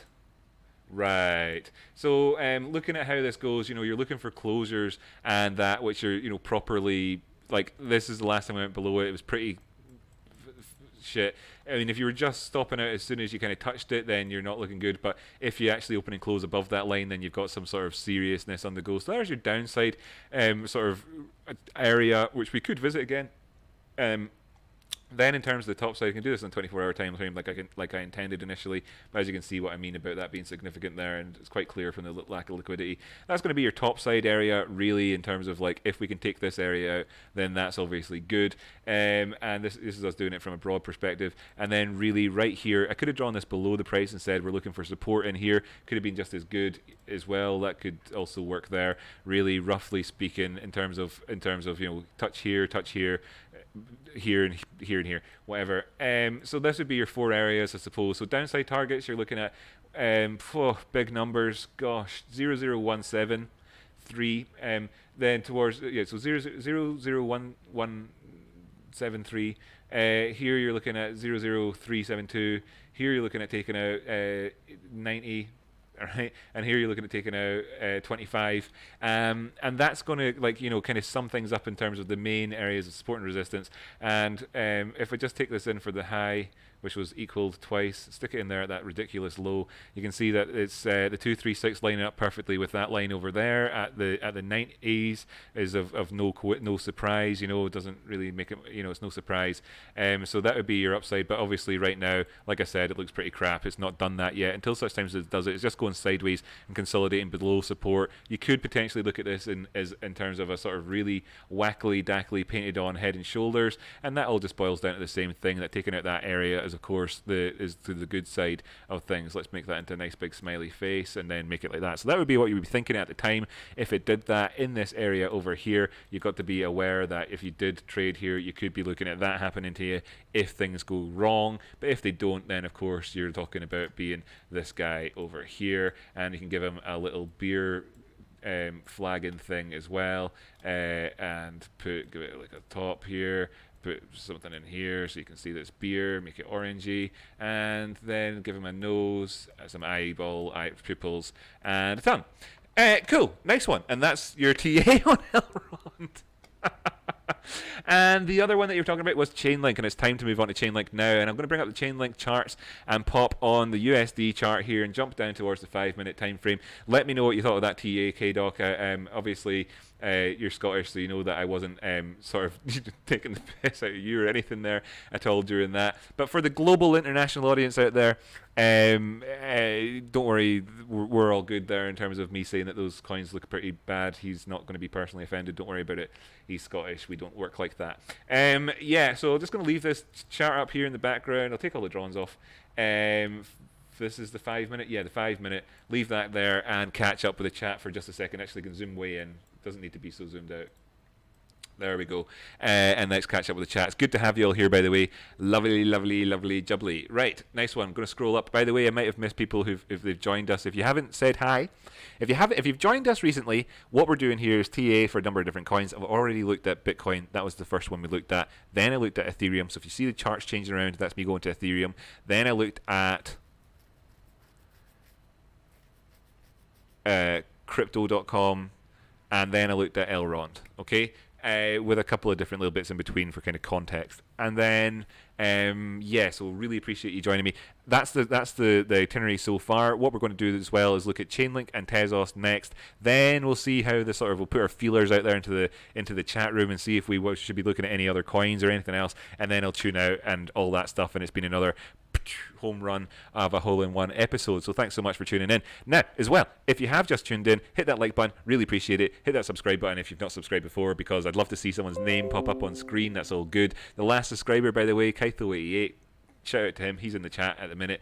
Everybody can say hi. If anybody does join us and you don't recognize their name, be sure to be welcoming them, because I really love seeing everybody say hey to each other. That's super good. I love the community. Love all you times 11. So jumping back into the chat then and scrolling back up, because there's a wee bit that I've not then Doomsy, by the way, don't know if I gave you a shout out earlier on. Hope I did. A wee bit that I've not seen it. Yeah, ETH is the biggest threat to centralized finance. Think that's why it isn't bull. Interesting concept that, by the way. I think so too. Kind of. and then also kind of not. When you think about the transaction fees that it costs to send Ethereum anywhere, it costs actually it changes daily. At the minute, it's about $5, right? That means that if you wanted to send $100 to an exchange and make money on it, and then put it back in your wallet and have more than $100, then you'd need to make more than 10% in terms of a movement in a trade, right? So just in terms of that alone, and then reconciling that with the phrase biggest threat to, what did you call it? Centralized finance. Funny one, that one, given that the biggest threat to centralized finance really would be a grassroots movement where people could benefit without having to make 10% just to cover their costs, right? I mean, if you're looking at the APR in a coin as being less than 10%, then if you don't invest more than $100, you've lost money on your first year, right? No, that's not attractive to the billions of people out there that are the actual biggest threat to centralized finance. Tend to disagree with you on what you said there. In terms of actual centralized finance, what's a really good opportunity for them right now? I would say DeFi. I would say that they've got the know-how, the nous, if you like, and they've definitely got the readies to get involved in that market in a way that, 3.7 billion people in the world couldn't possibly do. So if you talk about sort of centralized finance as being like that 1% and everybody else being that 99%, and that if you want to tip the scales in some way, no, I disagree with you, mate, sorry. But I get what you're saying, and I agree with you in a sense, just not with Ethereum. If everything that was on Ethereum, if Uniswap was on Algorand, I would say you're right. It's not. We're not operating in that world, so I'd say you're wrong. And that is why Ethereum is where it is, and that is why that's the price action, and that's why it's already there. It's already doing that. So threat to institutions? No. Institutions love child? Yes. Think about it rationally. So the Garden Prophet says, Tony, so I guess you're having a chat. That's cool. Nice one, K-Doc, says Tony Wright. So that's cool to see you chatting to people in there, Tony. Good stuff. Good man. He's a lovely chap. Garden Prophet says pizza. The Garden Prophet 199 turns into 20 in 3 months. Well, okay, it's a pizza that I'm getting with that. Not a pot noodle. Just have to hold on and put it in the bank. But not on decentralized finance. Anyway, certainly not. If I put that 199 that K-Doc contributed to me into decentralized finance, I'd have exactly minus $3.70 right now. If I were to actually have taken that 199 contribution through the Ethereum network from KDoc, I would have exactly minus $3.70. Actually, that's how much KDoc would have. He would have minus minus 770 for having given me that 199 contribution. Do you see how this sort of seems to not stack up all of a sudden? Yeah, and that's the reality. So yeah, not good. Right. Sorry, I've just got here. Yeah, man, it's all good. Don't worry about it. That's all good. Doomsy, Tezos at 175. Super buy? Yeah, man, Tezos at 175 is a super buy currently in the way that we're looking at things. If Tezos at 170 is at 175 and we're seeing, nothing bullish on Bitcoin at all, and it crashing down below $5,000, and new legislation coming out saying that everybody can't have crypto, and that something that got launched on Tezos turned out to be a big scam and everybody lost money and whatever, and then it hit 175, I'd say, let's reassess things. But if it were to go at 175 right this second, yeah, it would be a fantastic buy. 194 is probably a pretty good one as well, if I'm honest with you. If you're looking, and you're willing to manage your risk and operate between the 195 and 175 area, given that that's a solid 10% move, and manage that yourself in between there, then you'd probably be looking to sort of stop out and re-enter if it pushed past that point. Yeah, cool. Anyway, good stuff. We'll be doing the Tezos analysis in about 10-15 minutes anyway, depending on how we go here with Chainlink and the chit chat. Rocky You Rock, I read that one earlier, but I'll read it twice. I like it so much. I would also appreciate your take on those KDoc mentions. Said TradeSpotting earlier on. That's cool. We did it, TradeSpotting. That's cool. Kaitho88, sup. Yeah, we did that BTC bounce and we chatted about it at the time. If you build it, they will come. Cool, nice one. Thanks for the support. 3,000 Trin. I'm hoping that I'm just going to take that as a compliment to me. By the way, say what you like in the chat room. It all is just a compliment. I just take it all as compliments to me. What's this? What is it? What does KDoc say? I want my donation put towards fiber connection. Lol. Okay. I can't get it here. Do you know that? I live in a class 1 listed building. it's funny that because the amount of roadworks and everything that's going on outside, if they wanted to just dig up the street and put in the fibre and sort us out right now, perfect time for it. Are they going to do that? No, they're not. Have I inquired? Yes, I have. Have I done all of that? I've done it all, man. I've done it all so much. So it's like, so-called luxury living you got on the go here. Right, cool. So let me see. What else are we chatting about now? Yeah, I'm getting buffered on and off now. Oh well, have you tried to feed hamster on your internet wheel? I've not fed him, man. I've not fed that hamster. That is it. I thought I had a sort of treat him mean, keep him keen attitude with it, and he would just keep on running. But it has been about a week now. I should really check in on him. Susan Warrender, I also have a small BTC long from just below. Cool, nice one. Good work. Good on you. That's good. That's good to know. Anytime anybody says got long from just below, then that's great. Even if the next comment on here happened to be, I have a short from just above, I'd be like, brilliant. Both of yous together have babies. And you with your short that's in profit, you with your long that's in profit, put that together and have and give birth to the Stephen Hawking of technical analysis. I also have a small I read that one. If it gets past 17.2, next target maybe 17.5ish. Yeah, leaning towards agreeing with you on that one. 1700 is obviously, it's like 16,990 if you want to like err on the side of being whatever. You get it. I think we'll probably agree about that anyway. Short term, yeah, I'd say so. Blah blah, says Tony. We know you're actually the best trader on YouTube. Cheers, man.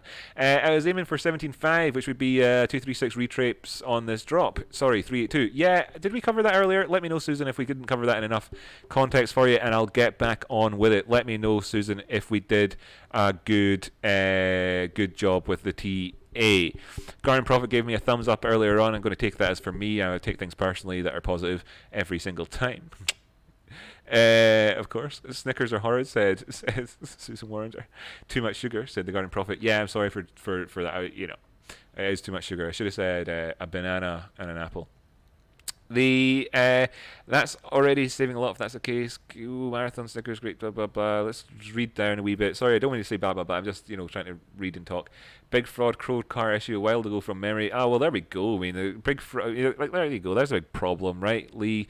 Good one. Thanks for pointing that out. Crap about sums it up. Lol. Yeah, good to have some people echoing my thoughts. Haha. I much prefer it's looking crap to a full analysis. Okay. Alright, sound. Nice one, so that was satisfactory. If you're down, wait a few weeks. Seriously, says the Garden Prophet. Yeah, sure, with they were algo link. I don't know what you're talking about there, if it's link or algo or whatever, but there is a good chance if you wait a few weeks, of course there is. I'm not going to tell anybody how to trade. What? I do that every day. Technically I do, technically I don't. Whatever. If you're down with a few weeks, Crow has had a lot of competition in their space. They lost a lot of momentum when they cut interest earnings. Yeah, so we're seeing that there's obviously like a sense of dissatisfaction from Crow users around the world for whatever reasons, and I guess what it boils down to is that they kind of wanted to take profits too much in one way or another. Like they're using their users too much. I mean, they've got the crypto name, so that should be easy, to get people to find their site and everything else. They had big growth, so it should have been easy to do that. Their interface and everything else looked pretty good to me. They've got a referral scheme, by the way. If anybody wants to use it, I think I'll probably have a link in my description, so far be it from me to say it's crap. Yeah. So anyway, yeah, that could be the case. I'm locked in for 6 months just to get the card. So if I break even in 6 months, I'll be happy. Oh, brilliant! Well, there you go. It's not like you're planning on getting out of it anyway. So, so there we go. There we go. 6 months. So you never know. I mean, 6 months from now, the world is going to be radically different. Sunny, for instance. No, the 6 months from now, there's like that's too far for me to say. And since you're stuck in it anyway, I'll check back in with that from time to time. Give me a shout out from time to time, KDoc, and we'll take a look at it coming up towards that 6 months. Make sure you tune back in then, and we'll see what it's looking like for whenever your stake gets released. Would it be worth staking it again, or not? I wonder. In 6 months you'll be golden, says the Garden Prophet. Well, there you go. Maybe you will. I mean, we were looking at that, and there was the left section and the right section, right? And that was like 6 months. So if you want to look at things as having market cycles, because seemingly humans do, as far as I can tell, then yeah, maybe it's operating on a sort of 6 month cycle. 6 months they piss everyone off. 6 months they try and get users, and it grows up a bit. And maybe that makes sense from a sort of business operations perspective. Anyway, someone comes into the boardroom. Well, what's the plan for the next 6 months? Well, I've got this great idea. It's going to make us lots of money. And then they've done that for a while, and someone comes in like, we're losing money all of a sudden. What are we going to do to fix it? I've got this great idea. We're going to make our customers lots of money, you know? And then they do this thing. Cool. Tuning in then with more chit chat going down. Got a cheers from Kevin King because I gave him a shout out. Sweet, nice one. Good to have you here, buddy. Agreed, 6 months looking okay. Yeah, it's looking okay. I don't know why ERD is a good coin. I still need a bag. I don't know why ERD is a good coin. I still need a bag. I don't know. I don't know either. I mean, is it good? Did I look on the wrong exchange? Is that what happened?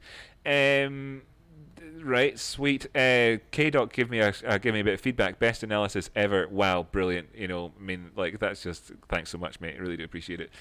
I mean, I tell myself it all the time, don't I? Oh, Rocky, you're so nice. You're so lovely. But I mean, it's not that effective when I'm saying it to myself, is it? Don't stop me doing it, though. E&Q supply, 350 million. Circa supply, circulating supply 138-ish mil, and only 1 mil market cap, been out for a while, equals dead coin, exclamation mark, says K King. There we go. That's actually headline. That's a like, okay, if you want to debate it in the chat, then that'd be cool. I can read up on it in a bit. But yeah. Oh, link. Have I not done link yet? Oh, I've got it up in the background. I think I'm going to go. I'll get off the chat in a second. So that's what we're seeing. That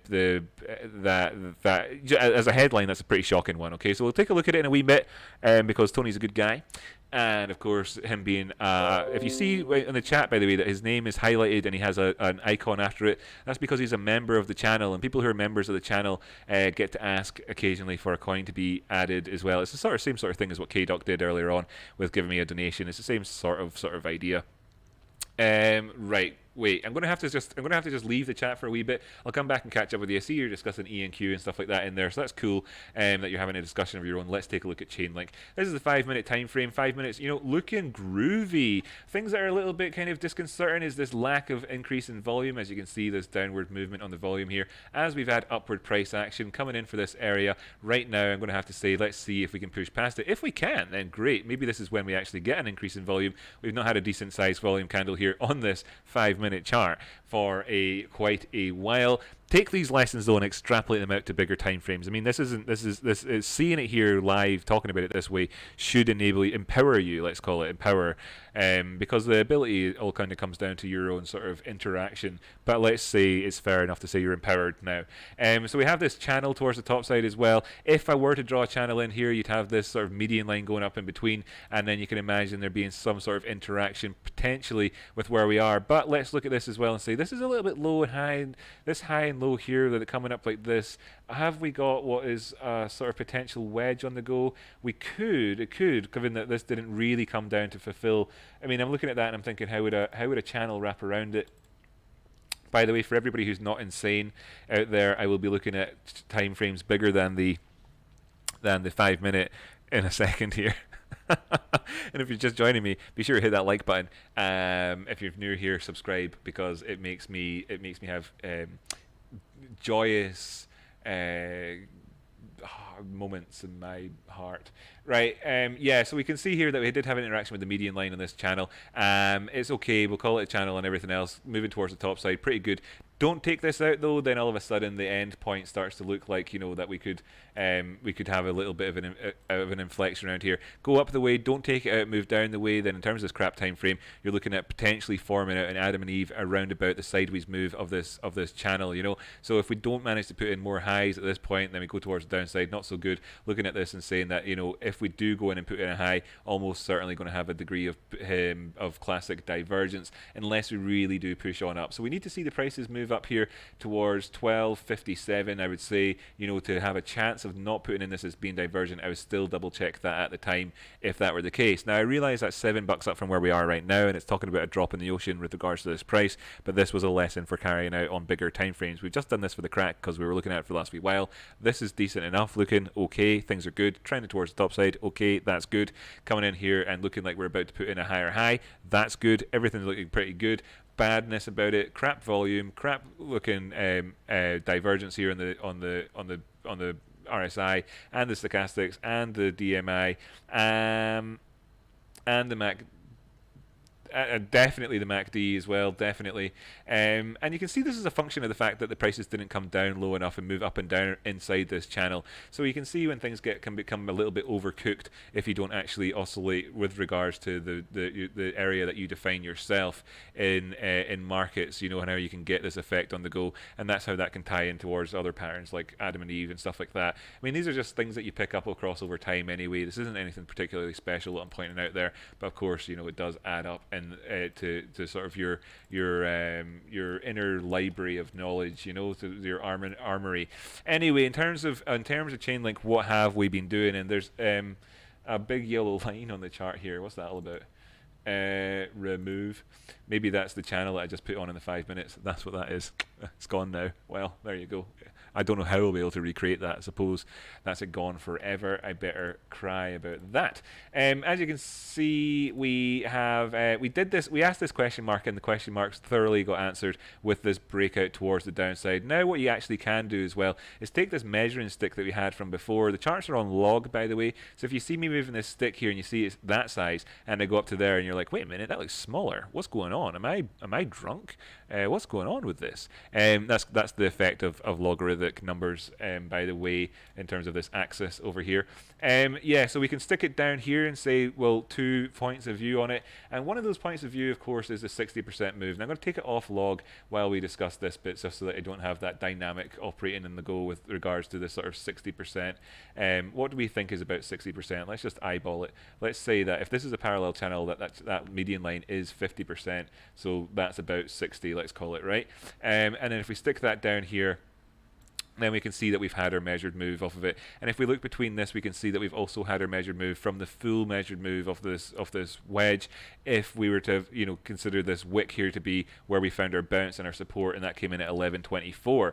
Cool. How does that number actually line up with any of our targets that we've had on the chart for quite a while? Went down past 1170 but found support above 11, and that's good to see, because overall that means really what we have here on the go is a higher low. If I just hide all the drawings on the 24-hour time frame here so you can see what we're talking about. By the way, welcome to the show if you're just joining me. This is Chainlink technical analysis that we're doing right now. We've already done Bitcoin, Ethereum, CRO, Elrond, some others, and now we're looking at this. So we've got this higher low on the go, and what do we see here, and what have we talked about 10 times already in this episode? Is this fair to say that this is the local low before we went up or not? You know, and this is up to you to decide, okay? There isn't somebody who's going to give you the definitive answer in terms of this thing. There isn't really. I mean, I suppose I maybe could, and I do frequently enough, I suppose. But but yeah, there's a degree of subjectiveness about this, right? And sometimes I say subjectivity for my American friends, even though that's not the right word. So if I don't try and use the drawings here because they'll distract me. What we could say though is either way, we've not taken out this low here. We have in terms of a wick, but we've managed to stay above it. That's good news. Let's see, the wick that came in here as well, and today's candle has come down to those previous lows. We're clearly kind of asking the question with regards to this needs to kind of be our higher low right here. If it isn't, then we have to kind of say, well, maybe this was actually our higher low over here, and that this wasn't really a local high, and we just went towards the top side. And that's annoying how I did that again. I do it 10 times an episode these days with the drawing tool. And then if we look at this then and say, well, that's good, you know, that would be good then, because that puts this in as not really being a local high before a local low, which means that this wasn't really bearishly divergent. If you want to insist, though, that this is the local high, and that therefore and this is a local low, then you have to accommodate or make room somehow in your analysis for the fact that this was bearishly divergent and then went towards the top side, then came down the way. Now as well, you're going to have to accommodate for the fact that if you think this is a local low right now and we see movement towards the top side, that this is of course hidden bullish divergence. Now if you'd say that it isn't, and you say that this isn't a local low, then this isn't hidden bullish divergence, right? This is just convergent with the chart because it's lower than that. I mean, it's higher than our previous low over here. So do you see how the subjective nature is important, and how often it's probably more important to build up your picture and make these assessments in advance, because it's easier for me to identify this conundrum, if you will, between this area and talking about these lows, having kind of talked about that in advance, and you would do this with your internal monologue as you're looking at the charts, maybe not in actual words, but you'd be going in your head at the time, right? And that's what that would sound like, but that's what your thoughts would actually translate to, and you'd be asking that question about here. So we're waiting for this to resolve itself. So if you're not in a position right now and you're kind of looking at this, then let's see. We want to see some positive movement towards the top side, and we don't want to see negative movement towards the downside. Now let's put this into a resolution then for us, using a couple of different drawings. And let me just actually pull up a different chart so I don't have to destroy all my drawings I've got on here. What about this one? Yeah, this is clean enough. A couple of interesting things, I suppose, that could be said about this. It's kind of nice that we started off the analysis by looking at the 5-minute time frame, by the way, where we have this upward channel, where we have certain dynamics that are on the go and exist in this channel here, which could be a wedge.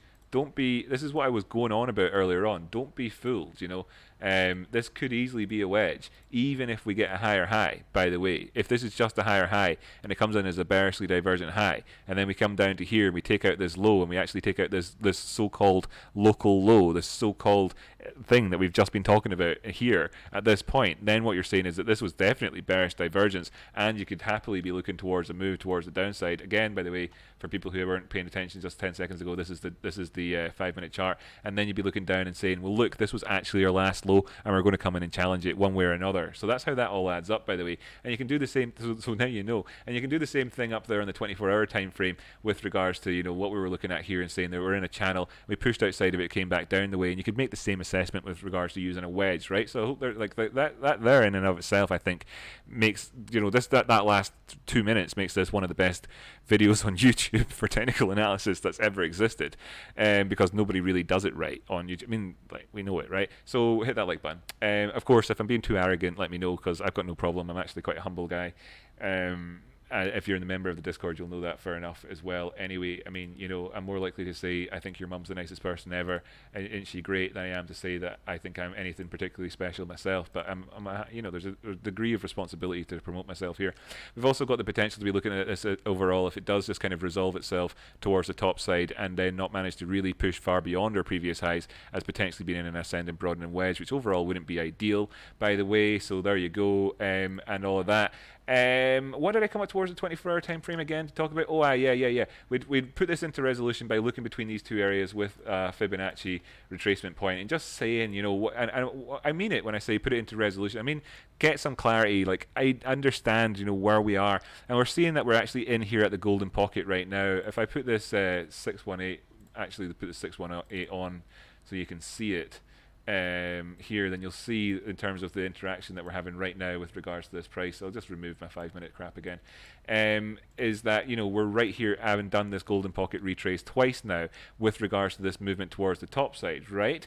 If we were then to take out the 236, which we can see then lines up perfectly where the price action is right now, coming in there at $12.49, the current price $12.48, then perhaps we're looking towards the top side. And the 618, where does it line up with? Well, it lines up with where the 236 is at the other side there, and then it doesn't take much for me to explain what would happen. Take this here, copy paste, flip reverse, make it green, pop it there, and ask yourself a question at that point about where the chart could be going. Then afterwards, of course, you'd be looking at it and saying that we could be looking at something like this, then resolving itself at the end of an upward trend as you get a period of consolidation to decide, to allow the markets to shake themselves out.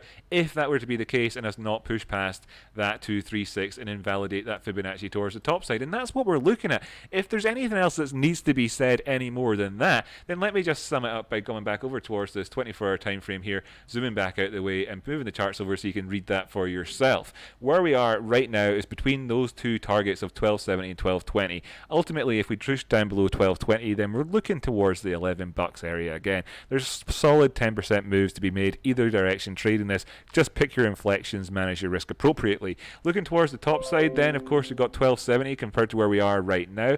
That's up the way, and then we have the next targets after that, 1370 and 1440. Now, if you are looking beyond that, the next target is going to be 1550. That's where we previously had a 618 golden pocket zone, and there's a liquidity area in there that we already know about. And if I stick the VPVR on, then it'll probably kind of highlight this area for us as being important as well. Well, it would do if I had it visible. Oh, I can make it visible on the right hand side now. Brilliant.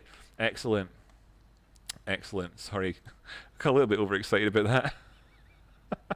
You know, actually, I'm just going to remove it because I've changed the colors and everything, and I can just add it quicker. It'll sort some of the options out for me. Go on, son. Go on, son. So that's a fib. So yeah, great. We've got this back on here. Great. Everybody loves it, especially those that don't actually have Trading View themselves, because this is a pro feature. This is another one if you want me to look up a chart for you. Let me just get the settings up on this and change it. I like to put my row size to 100. I like to put my value area to 100. Value area just shades the background. It's pretty useless. Point of control, people talk about it like it's an actual thing. It's not an actual thing. It's bullshit. Take that off. You can identify these things yourself. Where's that line coming from? I told you to F off already. Have I put the VPR on twice? Oh, I have. Right, well that explains that. I changed the wrong options. Oh, Jesus. Oh, jeez. So, yeah. So, anyway, 100. Make it kind of just more useful, really.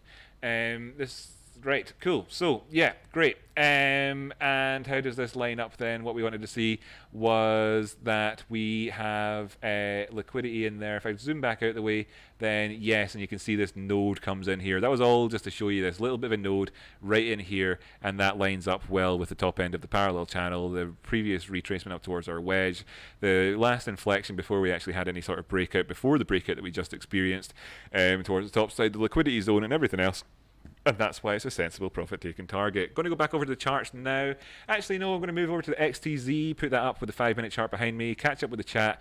Then I'll go in and do some technical analysis on that. Then what we're going to do is look at ENQ and perhaps another coin, maybe Ripple. Ripple might be something that people want to look at, because I love the fact is that there's a lot of people that like XRP, and we could be talking about that in this stream if you want to. That'd be cool if you want. Certainly some subscribers love it. Yeah, cool. XTZ in the place to be. Bada bing, bada bing, bada bing, bada bee. What did we do here overall? Let me just hide the drawings on the and go down to the 5-minute time frame. This is kind of what I wanted to talk to do again here. Nice to see in terms of the things which remain on the charts that we're above these moving averages. Got downward slope on those ones, and we could come in and retest these. If we did it later rather than sooner, it'd be better, because we could also maybe coincide that with a higher low. If not, looking down the way, this is of course a 5-minute time frame, don't forget. But if we were to allow me to draw on the chart, even though I just hid all the drawings and we don't want to have them there, if we do go down below that area, then what you're looking at here is this potential Adam and Eve pattern. It's a double top pattern, a twin peak pattern, an M pattern, a whatever pattern, who cares? It really doesn't matter what you call it. If anybody who's ever read Bulkowski's textbook about Adam and Eve, Eve and Eve, Eve and Adam, Adam and Adam, and all the rest of it, will know. Bulkowski himself will tell you all twin peaks are essentially the same. Philosophically speaking, the paradigm that you use to analyze them is anyway. Let me hide these drawings and get over to the chat. There's your 5-minute time. How many times, eh? How many times in this stream? Just make it a drinking game. Cool. So just taking a look here. Zoner, message retracted. It's kind of like that expletive deleted thing from that famous Richard Nixon interview, right? King, thanks for your thoughts, says King. Yeah, says Tony. Yeah, of course. Yeah, I love to see people talking with each other. Interesting as well. It's good to see that you actually knew about the coin and that King knows a fair amount about various altcoins, lots of which you've never heard of before as well. Just like, there's thousands of them these days. So quite often he pops up in the YouTube comments and says, I'm having a look at this comment, I'm having a look at this coin, having a look at that coin. Obviously, that's him trying to, help me out personally, because he's been a nice guy and he's a friend of mine now. But you're all welcome to read the comments that he puts on, by the way, yourself. He's not hiding them. I think he's aware of the fact that he's not sending me a direct message, because he could do that if he wanted to as well. But he's not. So it's for your benefit too, chappies and chapettes. Whenever he makes a couple of quid on something, maybe you want to do it too. You're probably more inclined even to do it than I am, because it's hard to trade multiple. I was having a conversation with TradeSpawn about this yesterday. Actually, it's very difficult to trade multiple things all the time, and that is one of the things that I kind of, if I have to be self-critical about my own trading, which I think I do, because I think we all do, and I think as a sort of being an example or setting the culture top-down style for our community, I should really do that as much as anybody else. Then one of the aspects I would criticize myself on would be that sometimes I spread myself too thin. I am of the same sort of mindset as your man from The Way of the Turtle that said, if you're going to trade something, then trade it. Essentially is what he was saying. I can't remember what he actually said, but otherwise don't, right? So trade it or don't trade it, but don't do this sort of like occasionally taking it. Either you do or you don't, right? Because it's just not going to work if you go ad hoc at things. Now, he was so systematic in his trading, relatively speaking, compared to me, that it might not be exactly true, but at the same time, I need to kind of cut that down a wee bit, but that's what happens. I trade quite a few things. Yes, that is transacting through a third party. That defeats the whole point of crypto. Not sure what changed to allow third party processing in the UK. It used to be highly illegal. Yeah, not sure what allowed. Not sure. It used to be highly illegal. From experience trying to set up businesses in the past, highly illegal, and very much toxic business case. Something changed, really weird. I think kind of people forgot about it. Maybe it was just the Tories getting into power made it so that they were like, someone up there was like, I need to set this up, and they were like, okay, screw it, we'll just not prosecute. Some fundamentals have made supply wrong. KuCoin messed up so many projects, didn't have supply taken on the chain. However, anyway, like I say in all these episodes, I read back through the chat after the episode and I catch up with all of it. So there's stuff in there which is obviously quite detailed, like this chit chat that's going on about different altcoins. That's cool. I'm not going to be able to read it all out and sustain this flow. So I'm going to just kind of go through things fairly quickly. Rocky, let's do a joint video on coming commodity super cycle. Cool. Yeah. Good suggestion, TradeSpawn. Let's do that. Government's going to get wrecked. We should let the people we should let the people says TradeSpawn. KNPW. No idea what you could mean with that. Tony Wright was just going off info on CoinGecko. Glad you're not getting killed on that coin. Getting killed on that coin. Well, we're going to have to take a look at it soon. Obviously, its TA has been doing badly then. Good point. P2P transactions would be ideal, but it's harder to mass adoption. Yep. Good to see everybody.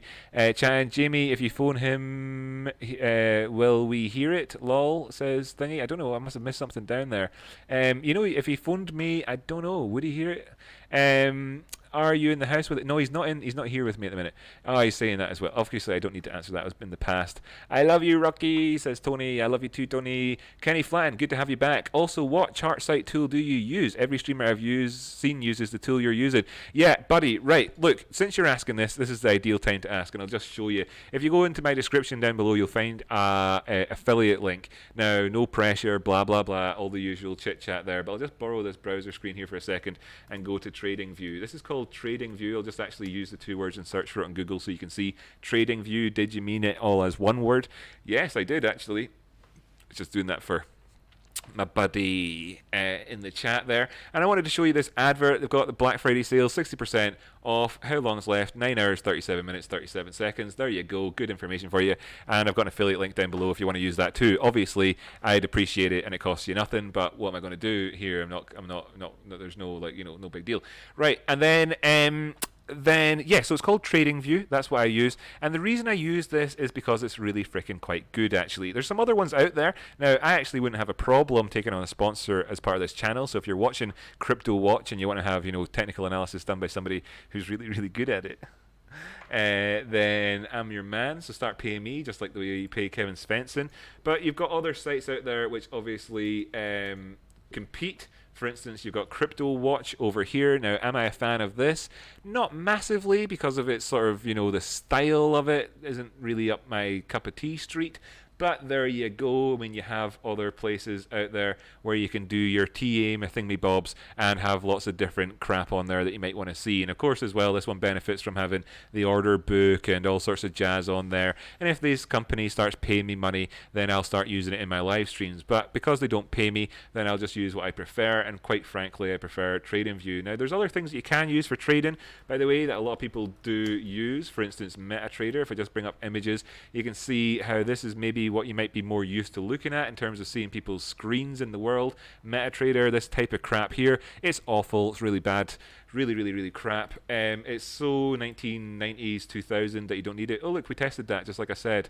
Interesting. Will this now function like an Adam and Eve, and let's go for a measured move, which is potentially the difference between, say, 28 and 25 cents, so 3 cents, so looking at 25 to 22, you know, and put in our higher low around here, and then maybe turn around before dripping into this drop down on the VPVR and find support in that area. Maybe we will. Who cares? In terms of this trade, I've already made my profit, baby. Obviously, it was imaginary. But yeah, cool. Already did that. Sweet, nice one. So wait. So I was going to do Tezos. What was I going to do? Tezos, then ENQ. I think I forgot my train of thought there, but I don't really care. I was talking about TradingView for Kenny Flatton. Yeah, TradingView, that's the one to use because it's just got the smoothest layout. Now, of course, there's other things you can do, like put it on daytime mode and have a white background and all the rest of it. I hate that. I get migraines and stuff, so I don't like looking at a bright screen and all the rest of it. I'm not really doing this to save the polar bears like TradingView likes to joke about. By the way, if you're interested in using this, then check out that guy that's in the chat, Trade Spotting, Kenny Flatton. Trade Spotting has got a video on his channel that actually tells you how to use this as well and gives you a bit of setup for it and tells you how to save them polar bears with your night mode and all the rest of it. Right. 3000 Trin says he likes Pivx after Robert Melendez says, what do you guys think about Pivx? Excuse me.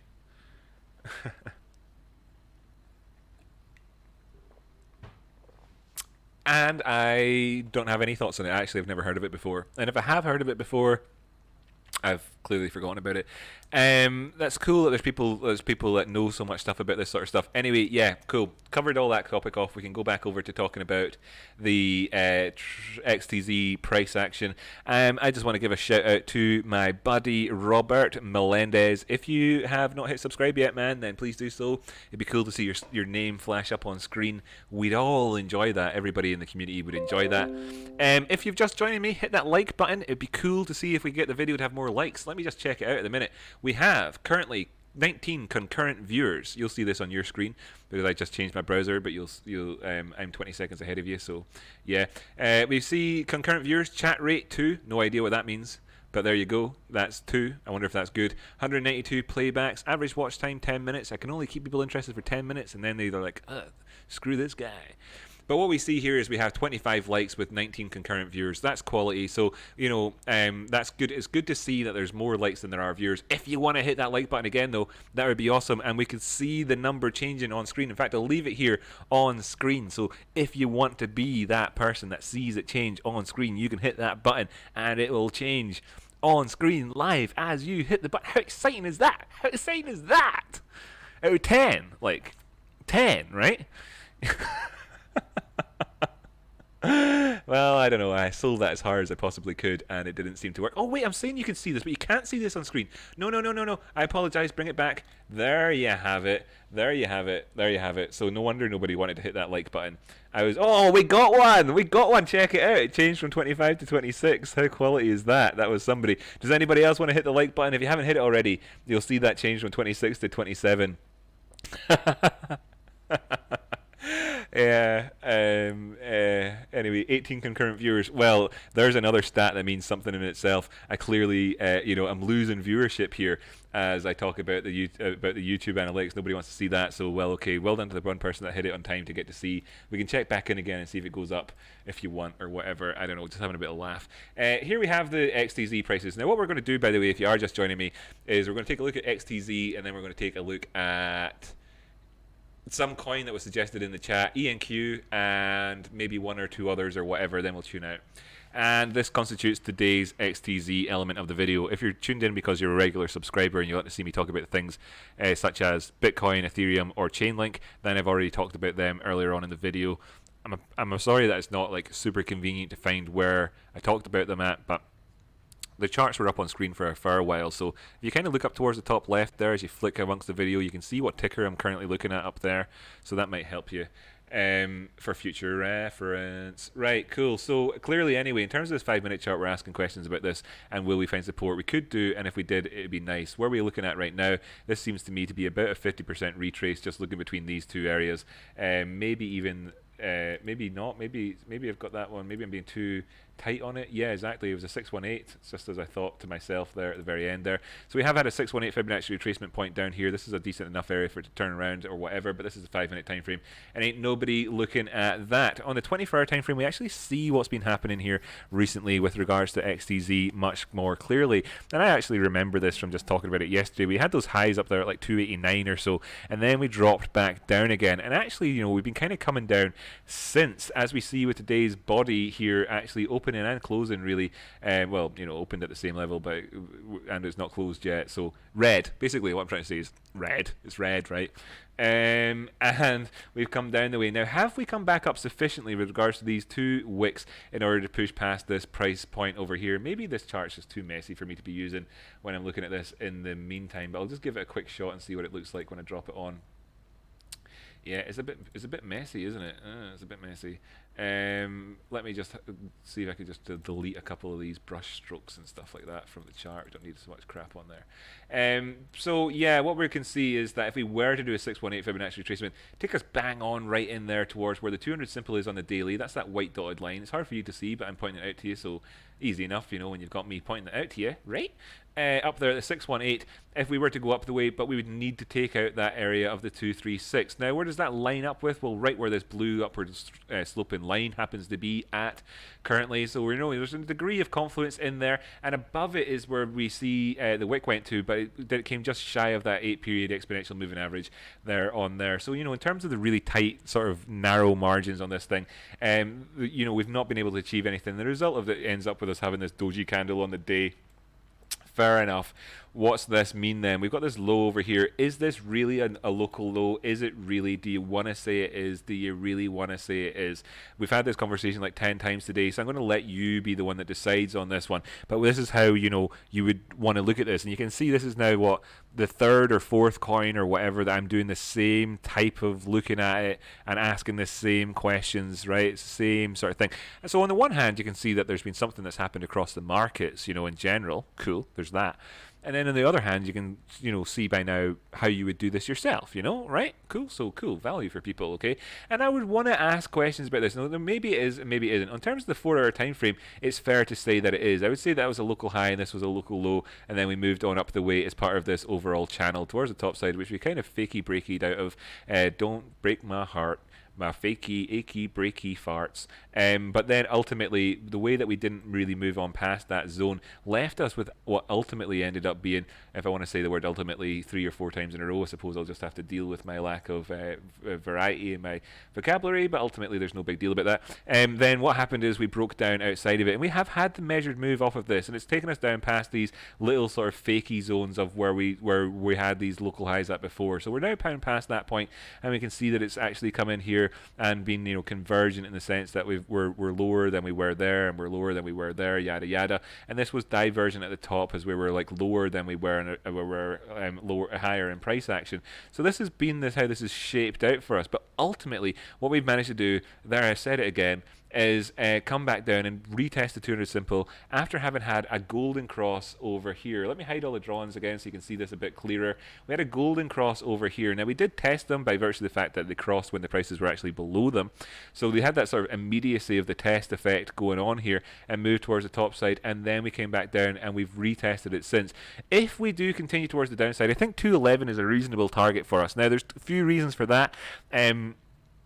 rather than bog the episode down, I appreciate that the Tesla's community is pretty strong and pretty consistent, and a lot of you guys watch my videos all the time anyway, so I imagine that most people interested in Teslas probably can remember some of the various price points that we've talked about recently, such as that 211 point where we had a 236 Fibonacci in there. Now, of course, it moved around a little bit as the price evolved, but it was in around about that zone, and we know that that's an inflection point in the market. So staying above that is obviously quite key. If we do push on down past that, then maybe it's time we take a look at a slightly broader perspective and ask questions about really how we're achieving things in the grand perspective, the grand scheme of things. So going back up towards the 3-day time frame, you can see certain little aspects like how this high came in here and it was ever so slightly lower than it was over here. You could do this in the daily time frame too, of course, right? Don't get me wrong. But subsequently pulling back down the way, and this as a sort of inverted head and shoulders has had its full play out now already, especially considering the profit taking target up there in the 290s area zone or whatever. That's happened already. I'll risk it for a biscuit and stick this back on. No, I'm just going to abandon it. It's like whenever you just going to abandon this, go to somewhere where there's less. In fact, I've not traded on one of these I've not used this in terms of analysis for quite a while. The last time I really looked at this was maybe on this broad perspective where I talked about various different things. The 236 on this, by the way, is at 240. We're below that at the minute. We were in this wedge. We broke down. We didn't get the full measured move, but that's because really it was unrealistic to think that in the market that we were having at the time. And I'm going to actually just chuck every single drawing on this chart into the binsticle. Where's the bin at? There we go. And that means I can now feel a bit more free to do the analysis, but in terms of not having drawings annoying me too much. Looking between these two areas, you can see obviously we pulled back quite a distance on this one. So we'll take it from the right hand shoulder, if you like, of that pattern, if you want to call it that. It's very Quasimodo. It doesn't work, it's not real. Not really. But who cares?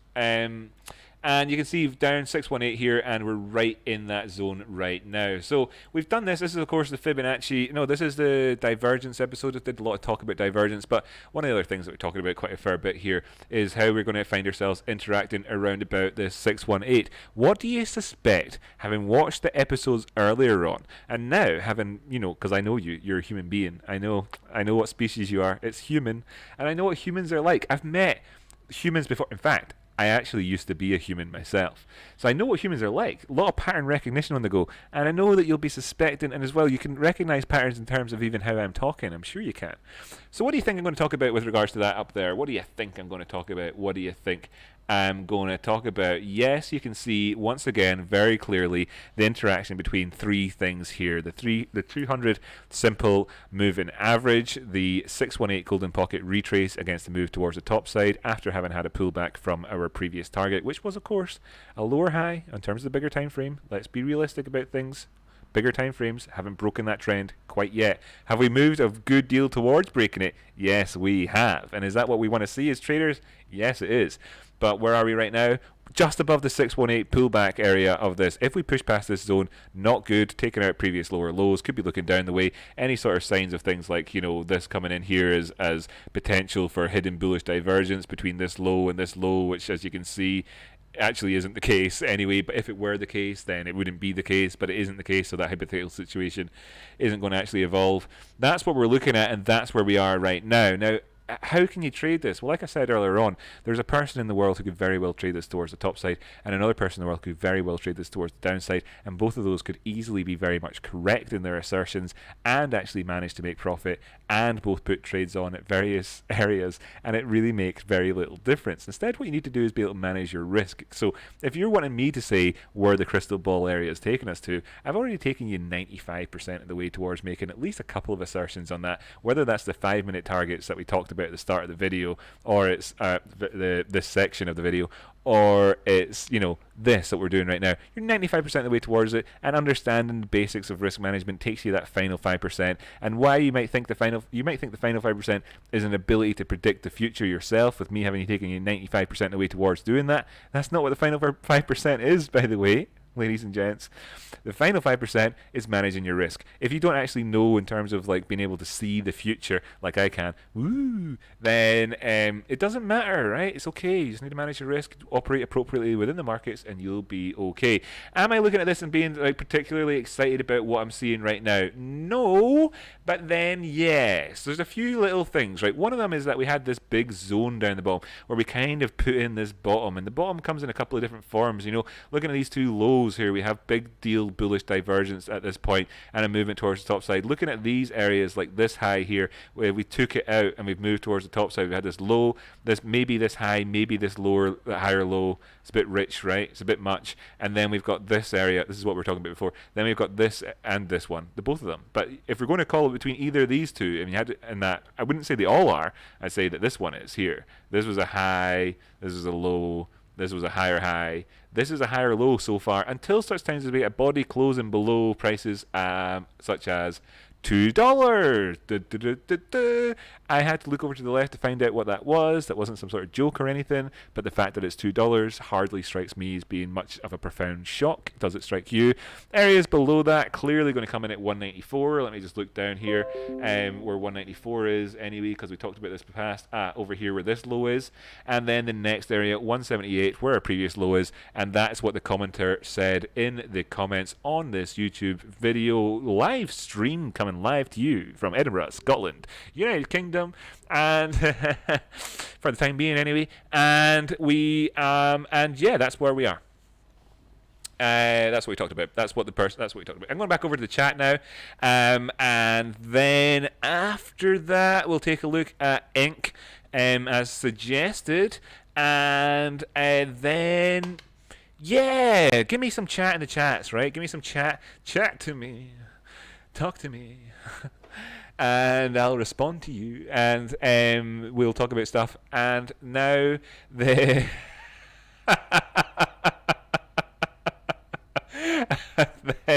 and then we'll go back to doing we'll look at ink and whatever else anybody else wants to take a look at, if I've still got motivation inside me. I think of these, you know what it's like when you go on a drive. I mean, not everybody's the same when they're driving, right? And not everybody regularly drives long distances and all that. The Americans out there might know what I'm talking about more even than people from the UK, because of just like your concept of distance is a lot broader than ours in terms of like your willingness to travel. I mean, seriously, living like somewhere like Edinburgh, and you think, oh, I've got to go through to Glasgow for a football match later on. Now that sucks. That's like 54 miles away, you know. It's like it takes you less time to get there than it does to go from one side of LA to the other, you know, but you're still like, I don't want to do it. It's this effort so far, whatever. So anyway, it's kind of like when you're driving a car and you concentrate so much on the road and everything else, and then you get to your destination at the end, and someone could ask you 5 minutes before you get there, how you feeling, and you're like, oh, I'm fine. I'm fine, no bother. Yeah, I know I've been driving for 5 hours, but I'm totally fine. And then you arrive and you realize that actually what you were like inside was, and you were dying, and the stream ends, and I go, oh my god, like one of those wooden donkeys that have this elastic that ties them all together, and you can push the bottom, and then they go, ugh. So like that's what happened. By the way, big shout out to Leandro Mejia. That's cool. Would accumulated link and Teslas be a smart play for future in your opinion? Right, a couple of quick answers to that. Then we'll go back to all the rest of the chat that was in there, just reading the latest chat message, because it seems to be something I've developed a habit of doing over the last couple of days. And then we'll go back and look at those charts. Okay, cool. How do you think about that for an itinerary? Hope that tickles your nipples. By the way, shout out to Steve DC. If you've joined here into the chat here and all the rest of it, you're watching this video and all the rest of it, and I've not given you a wee shout out, don't let me get away with it. Tell me to get wrecked. Put your name in there and I'll say it out loud and give you a wee shout out. Let me know where you're from and everything else. I'd love to know where people are from and the global audience that we got on the go. Like, I'm seeing names like Leandro Mejia tune in, and I'm thinking, hey, maybe he's from Spain or Italy or something. Who knows? Anyway, we've had people from all around the world recently, including like the likes of Israel, America, Germany, stuff like that. Lots of places. Cool. So, right, what was I saying I was going to do? Oh yeah, that guy's question. question. What was it? Accumulating Link or XTB smart play for the future in your opinion? So, for instance, with Link versus Bitcoin, I mean, this is the sort of the chat that you kind of like. It's natural. It's natural to think about it from this sort of perspective. That's your Link versus Bitcoin thing. Could this be the start of a big downtrend for Link? Well, sure, it could be. We're not going to be able to say that in terms of the broad term perspective for quite a while. What we're looking at here is a chart which has really more or less done the same thing. Let me put it on log as well so you can see it a bit easier. Now that I've got it on log, you can see that these like linear makes it look like, oh my god, blow off top, catastrophic, blah blah blah, and I can understand why that's definitely some people's perspectives right now. This is the monthly chart that I'm looking at, by the way, the monthly. So this is no, you know, this is serious stuff. So you can easily say, well, let's do it on the weekly instead, right? And I'll hide the moving averages. By the way, we're above the 50 simple on the weekly if you care. A couple other little things. We're below the 20, for instance. If you're looking at a 20-week moving average or whatever, we'd probably be below that. Let me confirm. Yeah, definitely. Right. So there's some things. So Link, in terms of the broad term perspective, is below the 20-week period moving average, and you could easily say off the back of that we're in a downtrend, right? And that, you know, that you could easily do, you could say, if you want to have a sort of hard and fast simple rule, I'm not going to long this thing while it's below that level, but I would look for potential short moves, and that's how you would treat it if it was a downtrend. You could also say, yeah, that's bullshit, I'm going to ignore it, right? You could say that if you want to as well. And one thing that would make you say that, if I just hide those moving averages, I'm always willing to chuck in extra lessons here and there, by the way. This is what I'm trying to do. I suppose over time I'll develop my my sort of tolerance for that sort of behaviour during live streams. Is that, look at this, it looks very much like a blow off top and all the rest of it. Stick it on log, a lot less of that on the go, and we can then find ourselves it finds it easier to take this seriously as an inflection point in the market and ask questions about where we've come from and where we're going. And if we do that in that sense, and stick this in with like a Fibonacci up here between these two highs, and get frustrated because it's such a mess. 236 down there, we've come down, we've filled in the 886, we've done the 886, an 886 common retrace point. We're at the 886 where we are just now with regards to where that's positioned with its wicks and all the rest of it. And you could say as well that we came up here without divergence, so this is overall upward trend versus Bitcoin. So then, in terms of answering your question, just as the most simple question that you asked, is it a good idea for the future from a really basic perspective, and you put a gun to my head and you made me answer, I'd say yes. But then if you said to me, but give me more details, is there the chance I could get a better buy-in? Yeah, there is a chance. And how would I know when that chance is dissolved? Numerous things. For instance, take out 1550 towards the top side. The next target could easily be 17. You might see a pullback at 17 that comes back down to where we are now. Sure, you could, but there's lots of dynamics to be looked at in that area beyond the scope of the answer to this question. So yeah, you could get a discount on it for sure, and especially even right now it could move down further from what we've already analysed in today's video, given the AB nature of where things could potentially be going. Let's then move on to look at what the chat's been saying. Then I'm going to go back over to the ENC, and then I'm going to look at PivX. PivX up 25% on the week. Nice, good week. I wonder if it's always been inversely correlated with Bitcoin. Let me just look back through the chat here. Got a wee bit of chat in there about people talking about Coinbase and Gemini and literally F Coinbase and stuff like that. Totally hear what you're saying, by the way. The thing that I like most about Coinbase, by the way, at the minute, is that if anybody wants to contribute to the channel through crypto, they can. There's a link in the description that goes to Coinbase. Other than that, I don't really have any positive feeling about it at all. I'm on TradingView, got it, cool, yeah, TradingView, yeah, we talked about that, and I did all that chat, that was pretty good. Then we talked about PivX and how I'm going to talk about it. Then quality over quantity, Rocky, yep, cheers, thanks, I'm going to take that as a compliment for me again. As far as my strategy for profits, I'm personally waiting for Bitcoin to get done crashing and burning before I invest. Lemafal. Yeah, totally. What you're saying there is that you identify there's a degree of risk and that you're not really wanting to split hairs or look at the minutiae of it. You're really waiting for the overall sort of to stop crashing and burning, which means you're perfectly prepared for it to continue crashing and burning for the foreseeable future, without really causing you any emotional pain. So that's cool and that's good, and that's a good attitude to have. Always a good sort of way to be. Essentially, you're not talking about FOMO there. You're talking about waiting for a clear trend to follow, and that's one of the essences of technical analysis. Like I said, kind of towards the first 5 minutes of this video. Right, troops, I need to boost. Have a good one. Cheers again for the video, Rocky. K-Doc, you're a star. Thanks so much. I know you're probably not seeing me now, but if you tune back in to see what you missed, Star. Right, cool. Sorry for saying M so much. Kenny Flatten, I would like to retraces are form. I would like the percent of the bull run retraces are getting smaller and smaller. Interest in that. So like the potential for a 30% bull run retrace would take us down to certain areas. Did we talk about that already? I think I meant to. Don't know if I did or not. Doesn't really matter if I didn't. Potential for a 30% retrace. Call this the weekly. What's 30% by the way? Close enough to 382. Shall we say it's close enough to 382? Let's call it close enough to 382. Let's see, by the way, what were we wanted to call the retrace in from? Do I need that additional Fibonacci on there? Probably don't need to put a Fibonacci on every single time I go to talk about one. Rocky, that'd probably be for the best. But I don't have one on here, seemingly for that point, and I really can't be bothered anymore, so I'm just going to take the measure and stick out. That would be 3.382. Oh, check it out. Leandro Mejia, I don't know if I'm saying your name wrong, donated 199. Thanks for informational response on link. You are welcome, my friend. Thank you so much. By the way, if you haven't subscribed here, and you may well have, because you never know, then do it, buddy. Do it. Be great.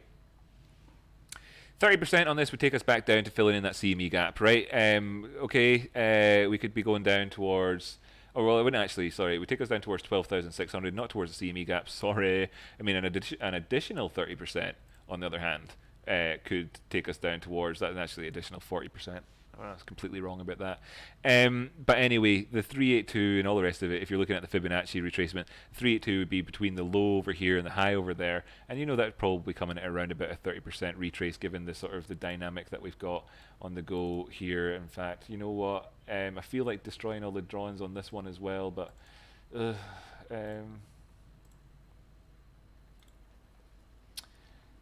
where's the 382 on that? There's the 382 there, so that would be 13,000. So that's fair enough. That maybe is where you're looking to as well, if you want to cut between the two of them. Yeah, anyway, that was a bit of a distraction. What was it we were going to talk about? I was going to talk about the chat, but I was also going to talk about that Enk Uzd. Oh, Enk Uzd. Not Enquest Polk, but Enk Uzd 2. It's only on the one exchange here, it seems. Might be trading other ones that aren't listed on thingy. What do we see here? Okay, right. Weekly chart. What do we see here? I'll let everybody else answer first, if you're looking along. Starting off here in the weekly chart. We'll go down to the smaller time frames later on. There's a few things. I can read out things that you can't see on screen just to give you a bit more information. For instance, since 1 year ago, it's down 23%. The year to date is down 58.61. 6 months is down 60%. 3 months is down 60%. 1 month is down 60%. 1 week is down 40%. This, I suspect, is going to look very, very different to the PIVX chart. What we can see here is that we've come back down to our previous all-time low, then gone right on ahead and busted on past it and put in another all-time low. Is there much value in looking at this in terms of wick to wick? Hard to say, because I don't know about this initial liquidity here, and when a coin gets launched or whatever. I don't know the context of what happened on this wick. Might not be worth it. This wick here also that happened, don't know necessarily, but if I'm not going to include this first wick, then I might not include this second wick and go body to body, in which case I'm going down to the all-time close here. So really this does draw in a question for us between these two areas. First off, like as I draw this in, first off going body to body, body to body, or ish anyway. The area that we can look to in terms of this coin right now, in the here and now, is going to be between these two areas here. If we close below this, we're closing down here in terms of a lower close. Maybe I should be doing this on the 24-hour rather than the week. Yeah, how about the 24-hour? Because I was talking about the bodies and whatnot, and it being the wiki and stuff. So going in from the top there. Oh, I've got other ones on here from the past. Or do I? I just removed the one that I was wanting to use. I'll go from that wick down to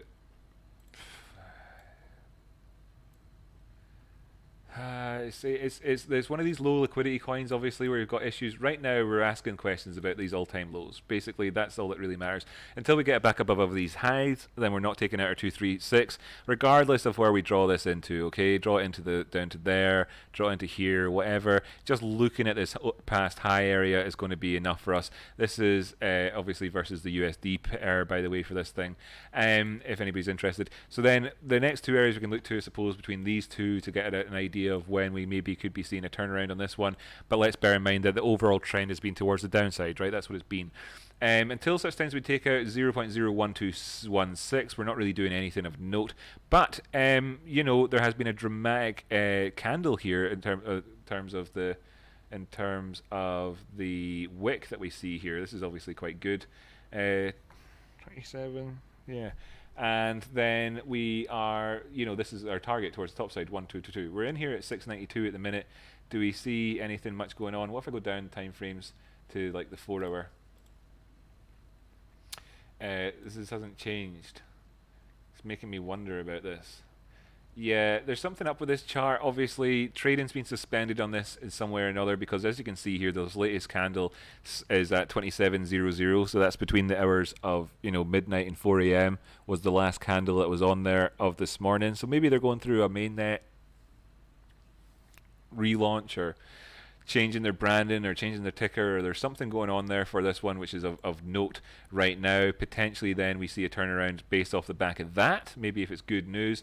Bearing in mind that we didn't actually manage to close out lower in terms of the weekly time frame than our lower lows, but in terms of the daily time frame we actually did get a close lower than our lower lows.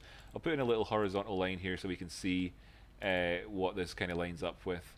Suppose maybe in a sense there's interesting dynamics for people to learn about when they're looking at a chart for a fairly nascent asset that's always been in a downward trend. I suppose when we're looking at this sort of a thing here, and that's kind of the takeaways. We pushed down past that area, closed below it. Obviously that's quite bad. When something has lower all-time lows, though, they come in, you know, at certain points, it becomes anybody's guess about whether or not it turns around. The best thing that you can look for right now would be to see if there's some bullish divergence. At the very least, you need to see a green candle turning this thing around. If this opens back up with a degree of good news, then maybe we come back up towards the 236. This gets confirmed as a local low. This gets confirmed as being bullish divergence between these two lows, indeed. And then we have our bottoming formation happening here, and seeing how it interacts amongst this flux here between the 236, the 382, and then up towards our 618 golden pocket there on that, like that sort of time frame here, looking up towards our previous highs. Taking these out then would be incredible, obviously, but and too much to ask for. So instead, let's just kind of look between these two zones here and see if this green candle actually starts to come in above where our 236 is, and if that sets us up for a good resumption of trading on this one, if it actually resumes trading under this ticker or whatever. Give me details if you want to give me details to understand how this is going in the jobby. Looking there at 236 just above our heads, 0.0084. So take out 8.5 cents. Is that 8.5 cents? No. Take out 8.0084, and you're doing all right. And let me just see at the end of the chat there. It says they're supposed to have a main net. All right, okay. Says somebody, I have a bag. Oh, that's cool. Good to know. Wondering. E&Q has a little issue with KuCoin. Will be fixed and back to normal. Okay, so there's an issue at the minute. Be fixed and back to normal. So things to look. So let's frame this around. Things to look out for on the resumption of trading of this pair. Is can we see the prices moving past 8.5? 0085, and then at 0.0085, and then we've taken out the 236. It isn't a massive leap away then to go towards these next targets. This is obviously very, very stretched, as you can see in this area. Movements down below 5 are catastrophic for it almost at this point, because then you're moving down, putting in low lows. I mean, closing below 5. Bearing in mind that this is where the wick was. So taking out these previous bodies, and trading in this area. Well, it could happen after KuCoin or whatever starts trading again. If we take out this area and close below it on a daily, providing it doesn't start trading at like 11 p.m. or whatever, you know what I mean? There's actually time for that to happen. Then that's bad, right? Very, very bad. You're looking at a 50% drop off in price just between this little zone. Okay, so things can always get worse from That's 25% in price dropping off between these two lines. Okay, so things can always get worse from a percentage basis when you're looking at something, and why shorting stuff down towards zero is always so fun and so amazing because of the percentage differences here. That can always get worse, and that's a big chunk. I would look out for that zone on the resumption of trading, staying above our previous close at 5.7, kind of crucial for that in terms of like looking at, that'd be quite negative. Positivity though, which could immediately happen. So in terms of the immediacy after relaunching it or whatever they're doing, 850 would be good to see. And then of course, the top sides, your three targets towards top side: 0.00112, 0.013, and 0.015. And it almost makes me sick saying it, because these low cap coins with their extreme low volatility, when they've given up all of the gains that they've ever had in terms of longs, do suddenly start to get really fun as well. Looking from where the price kind of stopped up towards that target, 121% increase in price could be phenomenal. That's the best increase in terms of percentage that I've seen on the charts between where we are now and the 618. If you traded this then cautiously between the 236 and the 618, in terms of this on the daily time frame between its last couple of decent points, you're looking at an 87% rise in price just to get towards the 236. Let's put that into context real quick. If we go between the 236 and the 618 in terms of our most recent highs and lows with regards to Bitcoin, in terms of the percentage increase in price, what you're looking up to is 8%, 8 as opposed to what was that a second ago I said 80? So 10 times better rewards available. So if you're looking to 10x your money, then you've got that. But I'm going to have to say that there's an element of gamble about this, okay, with regards to those things. So that's what I'm looking at the minute. We could talk about this in a variety of different ways. There's other things that I could have said as well that I haven't so far, some of which from the show so far today. No doubt the Bollinger Bands look extreme on this one. Yes, they do. Came right outside of it, went back up. Let's just check this in the past and see if it's weird. You'll remember, if you've been watching this entire stream, that Elrond, we talked about, how weird it was. This one doesn't look weird at all. Far better liquidity and price and movements here. This is a 4-hour candle. You wouldn't see anything like this on Elrond. Let's just get up Elrond for the people who are slow to the stream. ERD USD, I think that's it. Very different picture on the 4-hour time frame, wouldn't you say? So in terms of these two coins, there's a good deal more in terms of organic trading price action on ENQ. Good to see, traces the Bollinger Bands properly. Therefore, having come back down here and sprung back into it in this area, this was a reasonable, anticipatable move that could happen. We need to see the follow through from it towards the top side. The 20 moving average comes in there at 99.7. Taking that out at this point after this extreme volatility could be very, very interesting. Looking at this here, we see that the downward trend actually, with this last movement came back down below 40. It's one of these key areas that we look to in the charts, not just 40 by the way. Sometimes I use the fib levels here and that changes the number ever so slightly if this wants to update and do it for me or not. I guess it doesn't want to update. Have I broken the code on this one? Whatever, either way round, we're below this key area that I look to in terms of the DMI. So we've had that turnaround like we had here in terms of the upward price. If we actually do push on down and here, so we can look at 7th of October 2020 and 5th of November for examples. Let's go, what did we say, 7th of October 2020, 7th of October, was it 7th? What did I say? Whoops. 7th of October, 7th of October here, and then won't. So we had we actually, well, no, that was pretty bad example. Let me see, that was a pink bit here. That was here. Right. No, we did go up quite a bit. In fact, in terms of looking at this, in terms of what you got, this percentages will be mad again. Look, 35% increase to the top side after it dropped back down below 40. Then we have here with the good one dropping down at this point here. We did a big change, so just dropping down below 40. Now, this is, of course, just one aspect of things, but you're looking at 25%. So to say that there's good opportunities for us is very, very true. This is maybe one of the best opportunities that there's been in a very, very, very long time with this coin. Of course, as well, it could be that the signal that we're hearing, that bell that's ringing, that's saying this is a good opportunity, going ding dong, ding dong. For whom does that bell toll? Well, perhaps it tolls for thee, my dear, and maybe those are the funeral bells. Who knows? Only time will tell, but there's opportunity to be had here either way. I don't know if you can short this thing. Mainnet saw it months ago. Alright, cool, that's all good. Yeah, sweet. So it's not mainnet, but it's some sort of issue with KuCoin, as Hal has said. By the way, Hal, good to have you here on the channel. If you want to subscribe, then I'm certainly not going to stand in your way. TradeSpawn says 80% higher on Pro, but trading suspended on KuCoin is a joker's no clue. Well, there we go. Then maybe the technical analysis is somewhat limited in what I can offer. Given the extreme volatility, maybe there was this issue caused this problem, which saw this popping back down. Maybe this represents a really good buy, but maybe those opportunities won't actually exist when it comes time to looking at the markets. Little thing, by the way, that we're just actually now looking at, we're below 16,990. So if you're trading in around about that 236, be aware in terms of Bitcoin pricing. I'm going to jump back over to the chart, to the chat, see how you're all doing, and then take a look at PivX. So since that's the next coin that's coming up, and then I think I'm going to be tuning out. Let's see if I can see it on TradingView. PivX versus Oozed. I think people still want to talk about things versus Oozed. Where's Oozed it to? Oozed it to? Why would it be? Why is this happening?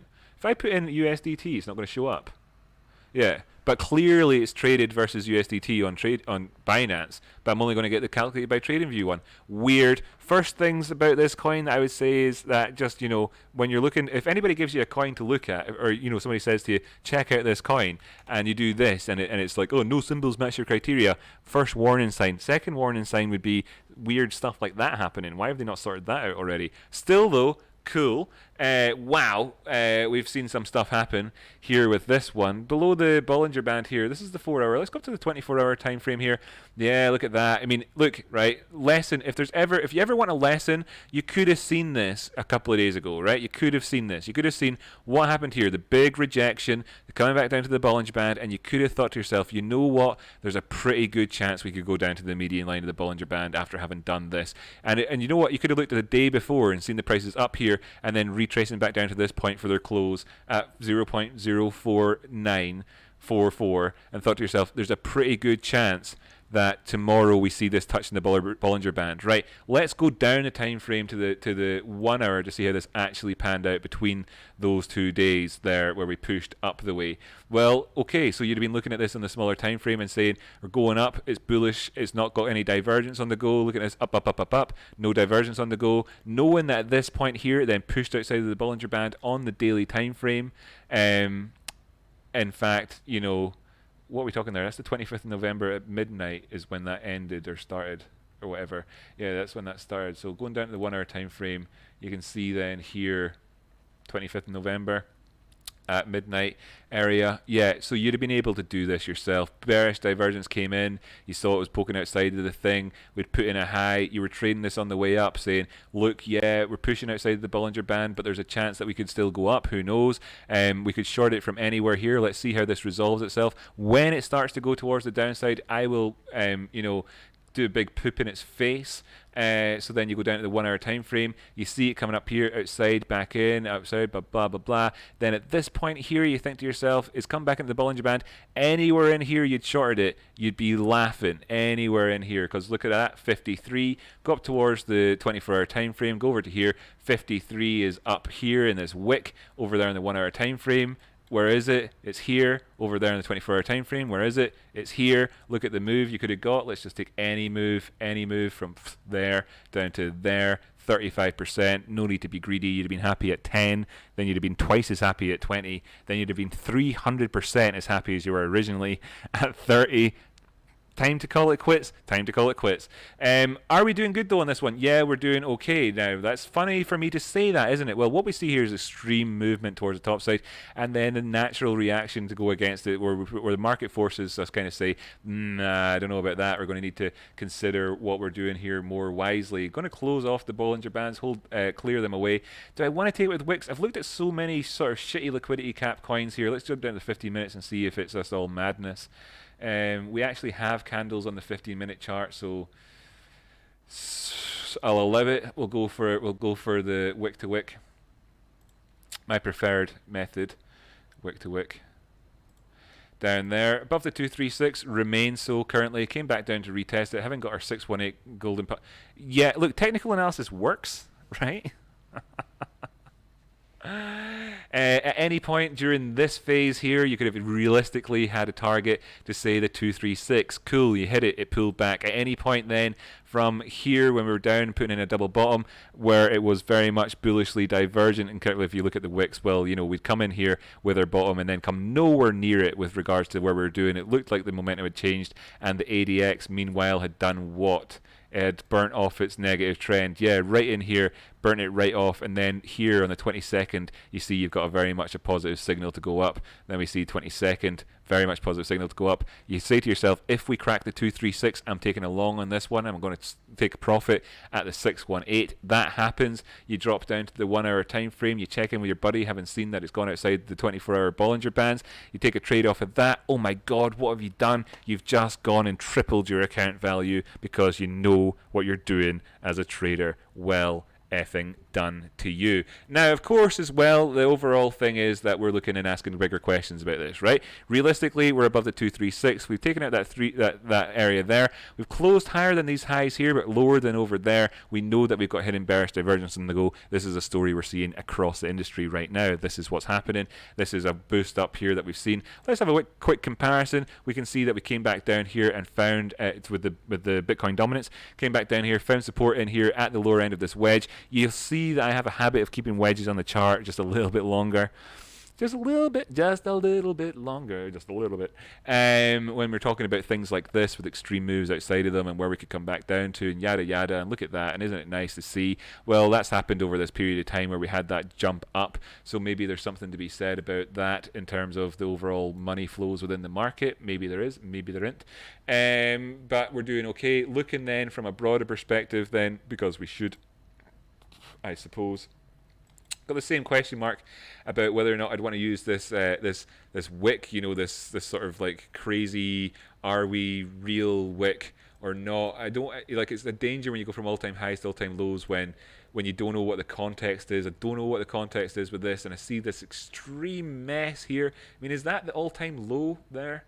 Is that the all-time low? That's the all-time low that came, you know, no, it's not the all-time low, but you know what I'm saying here. I mean, like, this is ridiculous. Like, look at that. That's ridiculous.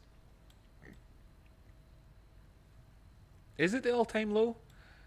Let me just do that. No, we have gone lower than it, but it's crazy, right? So am I wanting to use that as a Fibonacci thing? It's a bit dangerous. We're going to have to put this into context some other way. Let's just look at this in terms of like our come back up, put in this double top here. This is an area where we actually have an inflection, and then let's look down towards... Yeah, let's just take that wick low. We'll go wick to wick on this one, but we're doing it between those 2 points there rather than the inception, okay? So we're not going from all-time highs. So I'm putting a caveat on this here to say that there's limitations to this technical analysis in terms of this, miles away from that 236. Now look at where far we have to go up there to get even a chance of going back up from where we are right now. You're talking about a huge 379% increase towards the top side. So when some people are looking at this and saying that this is feasible, is possible, it could happen, that's interesting. That's interesting. That's interesting. Is this serious? This is maybe one to watch in terms of the all-time low and high situation that we're at with the way the market could go. But I'm not in love with this thing. You know, I'm not in love with this thing. Sorry, I'm just adding this to my favorites list so I can come back here and talk about it in the future if somebody wants to. I'm not in love with this thing. Let's just say it again and again and again. Then what we could do is look between these areas for potential Fibonacci retracement areas. I'm just thinking, you know, where could we do this from? Where's another good point in terms of like looking between these two areas? We had this downward trend, and then it looks like maybe the trend ended. So what we did earlier on, we were looking at where to find to put in areas, is we decided, look, if we're going to split this into two, you've got this side where you're clearly in a downtrend, you've got this side where you're, you know, clearly in an uptrend. I wanted to say clearly because I said it both times. It isn't quite so clear though in reality, but you're in an uptrend there, right? So let's then say that between this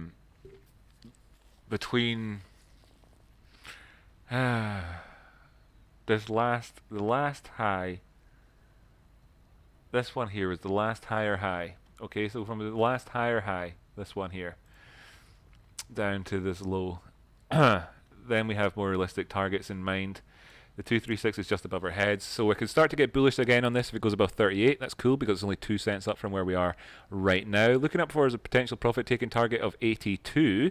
But then, you know, if we want to start stretching up the way and talking about targets beyond where we are right now, maybe we could look towards the 1618 and the 224, and they come in at 187 and 254. Obviously, there's extreme percentage movements towards the top side with regards to all of those moves there. Anyway, even between where we are now and the 236, let me just put this into context. Even between where we are now and the 236, this looks like nothing, right? It looks like absolutely nothing. This is the weekly chart.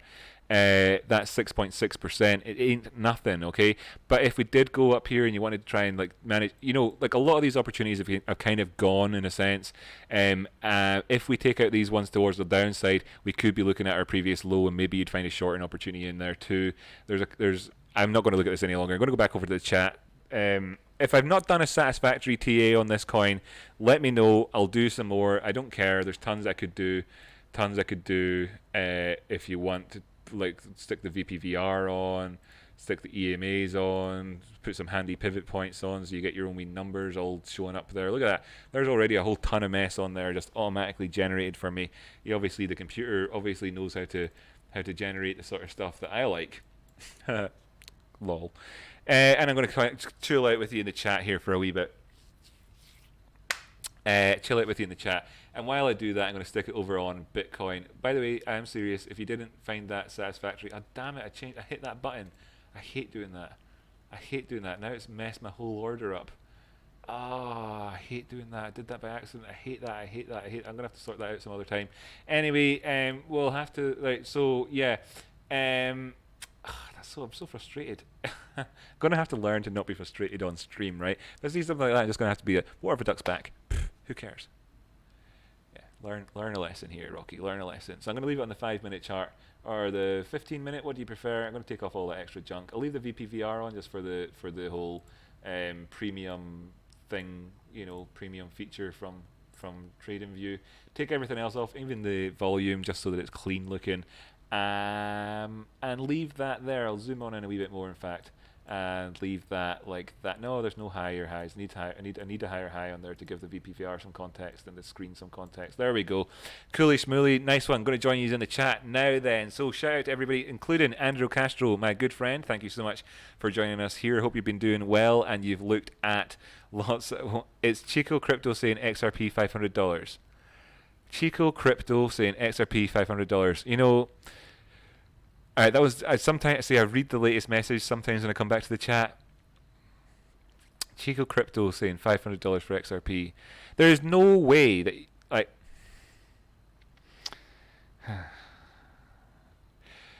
right, anyway, I actually think that Chico Crypto would probably be a pretty fun guy to hang out with, and I'd probably enjoy his company. Okay, so that's what I have to say about Chico Crypto. Cool. Going to join up then here. So what do we have? Going back to whenever Hal was telling me about mainnet on ENQ and all that. That's the last time I was kind of reading it. Kenny Flatton came along to say that he saw that PayPal came out with crypto investing, and it gave him a feeling that besides the whales, people that don't know how to actually trade are slowly making coins less predictable. Interesting that you're saying that, you know, essentially the increase in volume and liquidity and whatnot makes things more stable, and that's very, very true. You see the same thing happens in economies as well in general. If the money supply, the circulation of money within the economy slows down, it generally tends to contract, and it causes more volatility, extreme price movements. People can't afford to pay off loans because they don't get, you know, cash flow stops and the economy goes into recession, etc. So while the big benefit from having like more liquidity there is, of course, that stability comes along with it. However, I would question that because I'm not 100% sure. Do you actually get real Bitcoin, or is it not just like some sort of CFD with PayPal? Does it really affect the actual liquidity of the actual asset being supplied and the actual demand on there and the money flows or not? I'd like to know more details on that. If it's cool with everybody who knows anything about it, let me know. I'm not sure what kind of impact it has. I feel that that what you're generally saying though is that the more market participants that we have, the better in terms of like, you know, cutting out some of this ridiculous sort of whiplash that happens in the markets. And that's true. And in fact, you'll see people talking less and less and less about the so-called BART formation. And it is a so-called BART formation, because generally speaking, people misidentify them. They're actually, you know, they're looking at Head and Shoulders, and they're like, because they're so fascinated with crypto, like, oh, a big BART happened. It's like, it did. It's normal. And then there's actual BARTs, which come from the sort of low liquidity, and yeah, you should, of course, that's a good thing. Right, cool, nice discussion point there. Thanks for sharing that, Kenny. People probably appreciated you doing that. Dixie's hanging on a thread, and I'm tempted to go look at Dixie and stuff like that. Let's have a quick look. Yeah, you're right. It's hanging on by a thread. Let's. I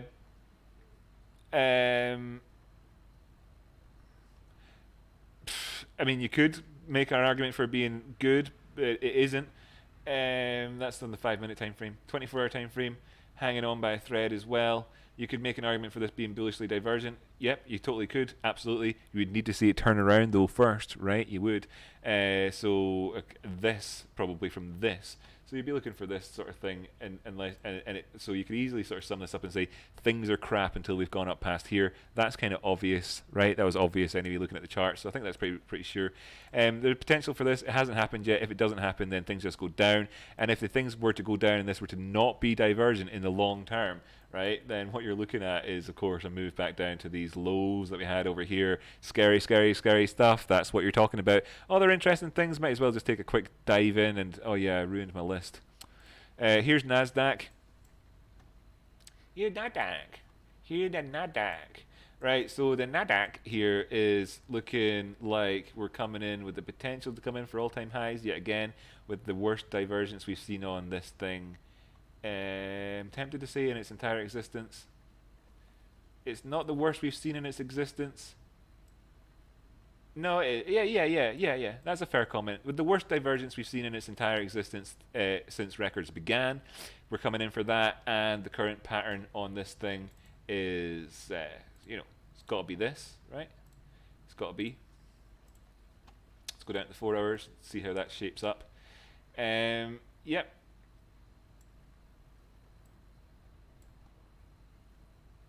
So any more touches off of this thing, put in a high over here, and get your third touch towards the top side, and you'd be looking at a bearish pattern playing out with the play out down towards this area over here. If that were to be the case, and it might not necessarily be. Who cares anyway? Because we don't do that. We do. Here's another thing that's not crypto. Gold, looking crap, has been for a while. Why has that been looking crap and has been for a while? Interesting stuff. You tell me. You also want to tell me why we've seen this recently?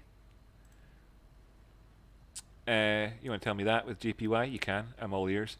Let's see. SPY. Let me see. I've got something on here. This looks interesting. I must have. This definitely speaks my language. What did I write there? Worries. Yes. Let me just hide all that crap. Obviously, that's a bit of a lol. What are we talking here? Oh God, yeah. Not looking good, right? Not looking good. Not looking good. What do we have here that makes it look any better? How about volume? Show me some volume. Show me volume coming in here with these all-time highs. Show me it. Show me that we've got an increase in volume. Show me the average volume increasing as we put in highs. Show me it. I want to see it. Right, cool. Back over to the chat. Right, yeah, I'm still long. Got to stop at 16,770, says Susie. Cool. Cheers, Susie, for the update on that one. That was great analysis, says TradeSpot earlier on. Thanks so much. Really appreciate it. Zoner says King's talking to Zoner, and he says Dixie might be something to look into when it gets listed on exchanges and not just on. Oh, sorry, are you talking about something? Were you talking about Dixie, or were you talking about Dixie? Let me know.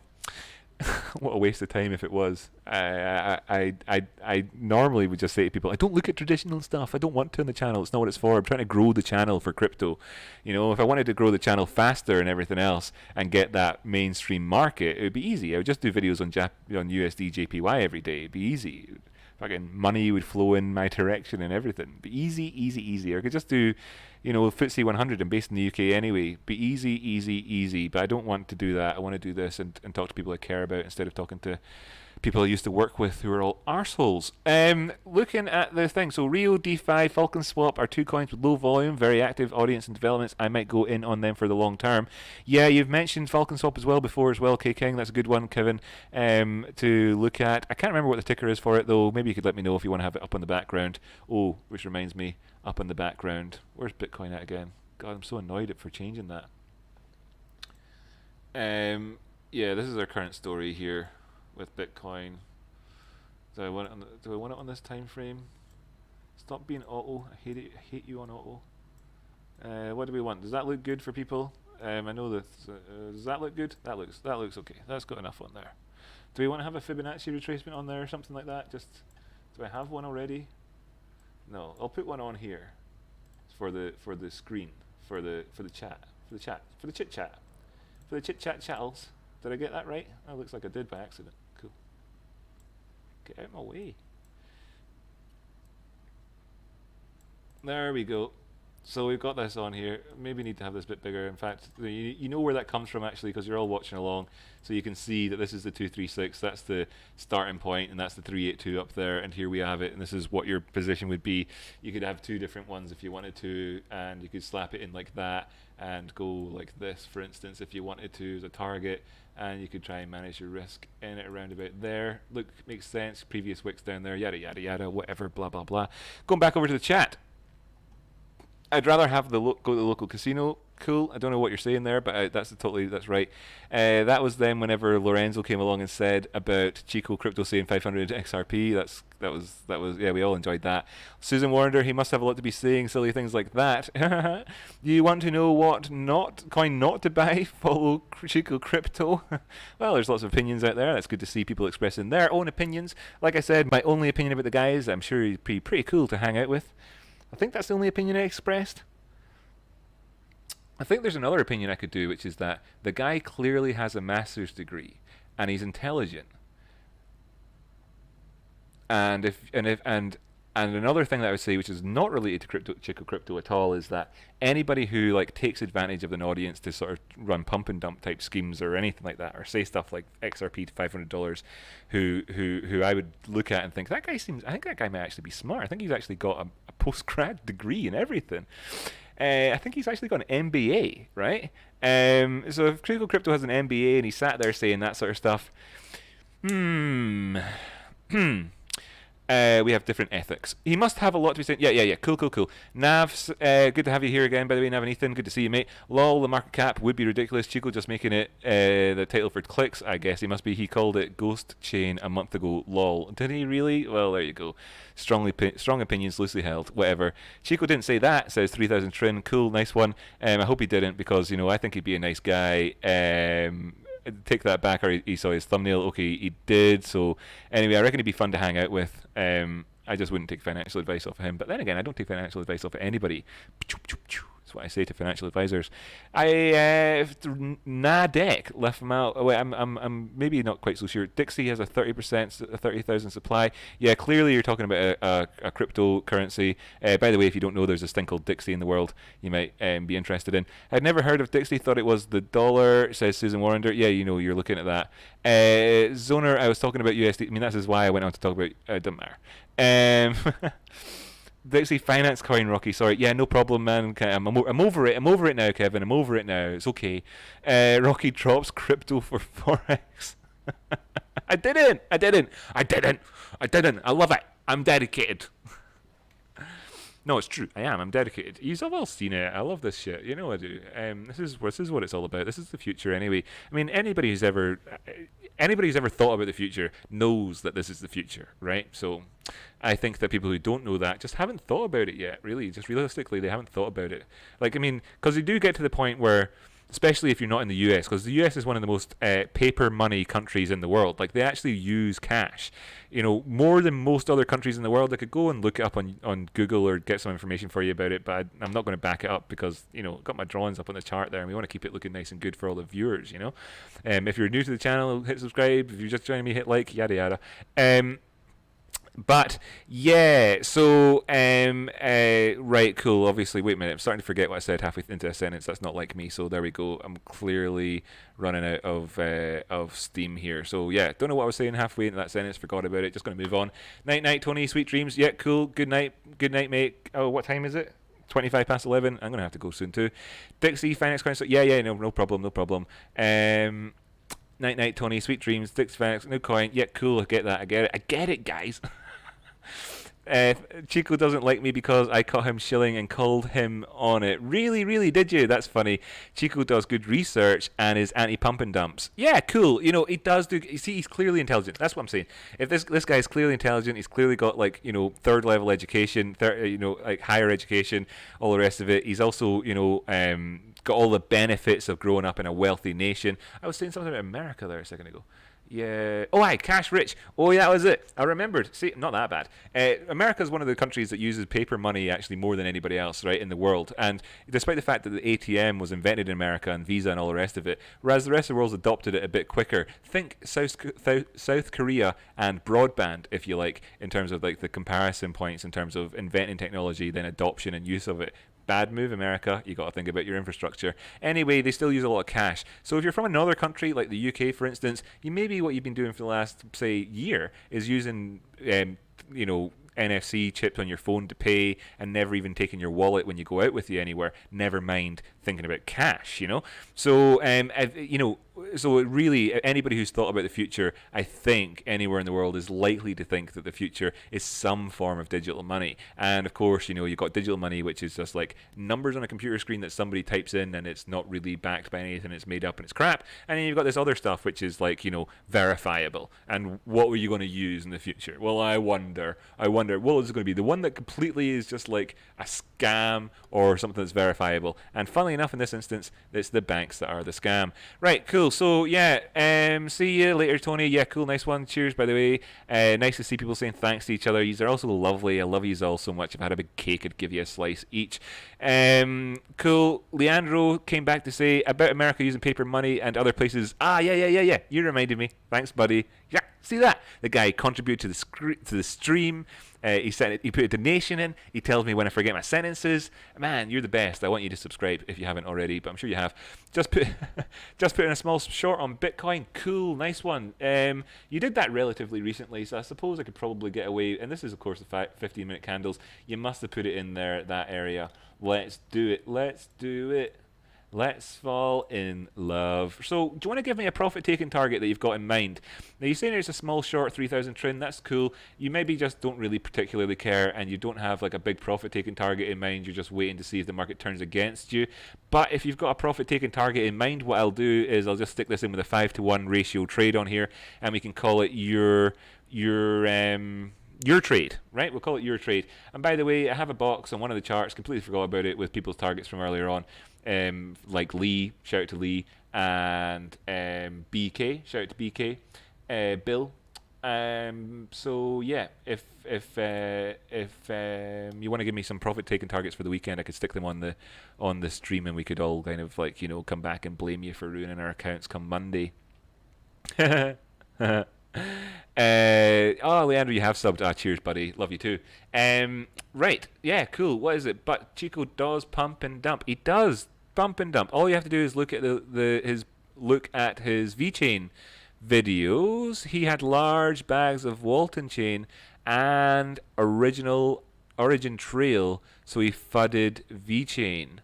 Interesting. Now, I don't know. Not going to verify this. I'm just reading other people's chat. I am just reading other people's chat out loud. The opinions expressed in this chat box are not the opinions of me, the host of this show. I am merely reading the opinions that have been expressed in that chat box out loud by other people. So there is no slander or anything like that happening here. I'm merely commenting on what other people are saying. And what I'm saying about it is interesting. And like I said already, I think the guy would be pretty cool to hang out with. I think he's really quite smart and intelligent. I'm pretty sure he knows what he's about. So if he's doing stuff for good, I'm sure he's doing it out of the kindness of his heart because he knows what he's about. And if he's doing stuff for bad, then I'm sure he's doing it out of the not kindness of his heart because I'm pretty sure he knows he's doing it.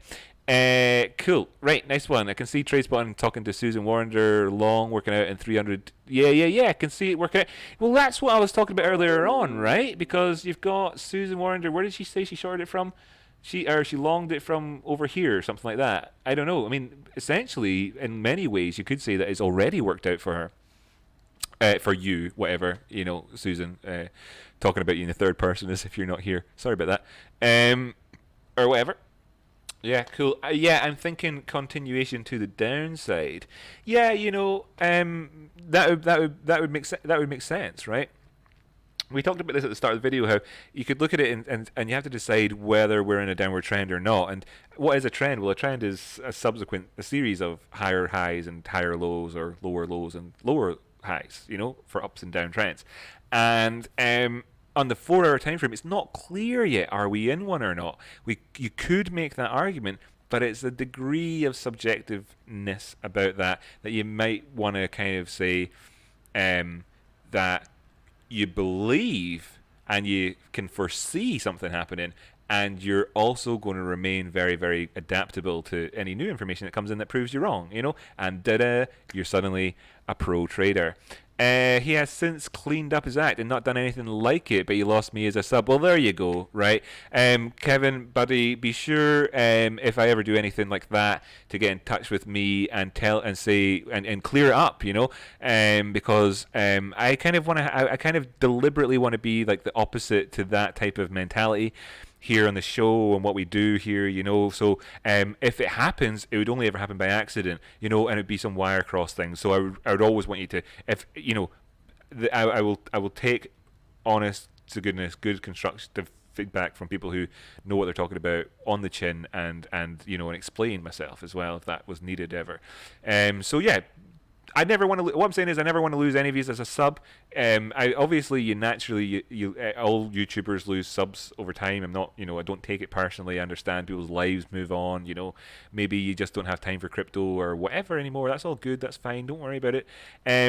However, if somebody unsubs from the channel because of something I did or said, the intention would be good. So, let me know. Don't just F off is basically what I'm saying. But if you just F'd off from his channel because you were like, screw it, I can't be bothered, unsub, fine, fine. But I'm talking directly. I'm not just talking to you. I'm talking to everybody out there. If there's ever an actual reason where you're like, man, I'm going to have to go because you said this and I don't like it, who knows? Maybe I accidentally said something misogynist or racist or something. I didn't realize it, or some wire got crossed. And I would never want to do that. So, cool. Long from 16650 says Susie. Oh, sorry, I keep calling you Susie. I said this yesterday. I hope you don't mind. If you mind, tell me. If you don't mind. Lol, don't worry, Rocky, you do TAs, more of a news channel. Yeah, fair enough. Good. Fair play. Right, where did you say 16? What did you 16,650? 16,650. 16,650. 16,650. Bam, bam. 16,650 on rock and roll. Yeah, Susan, by the way, just looking at this, you got in long there, 5-1, you could have taken profit in that there move there. And been happy with it from a 5-1 point of view.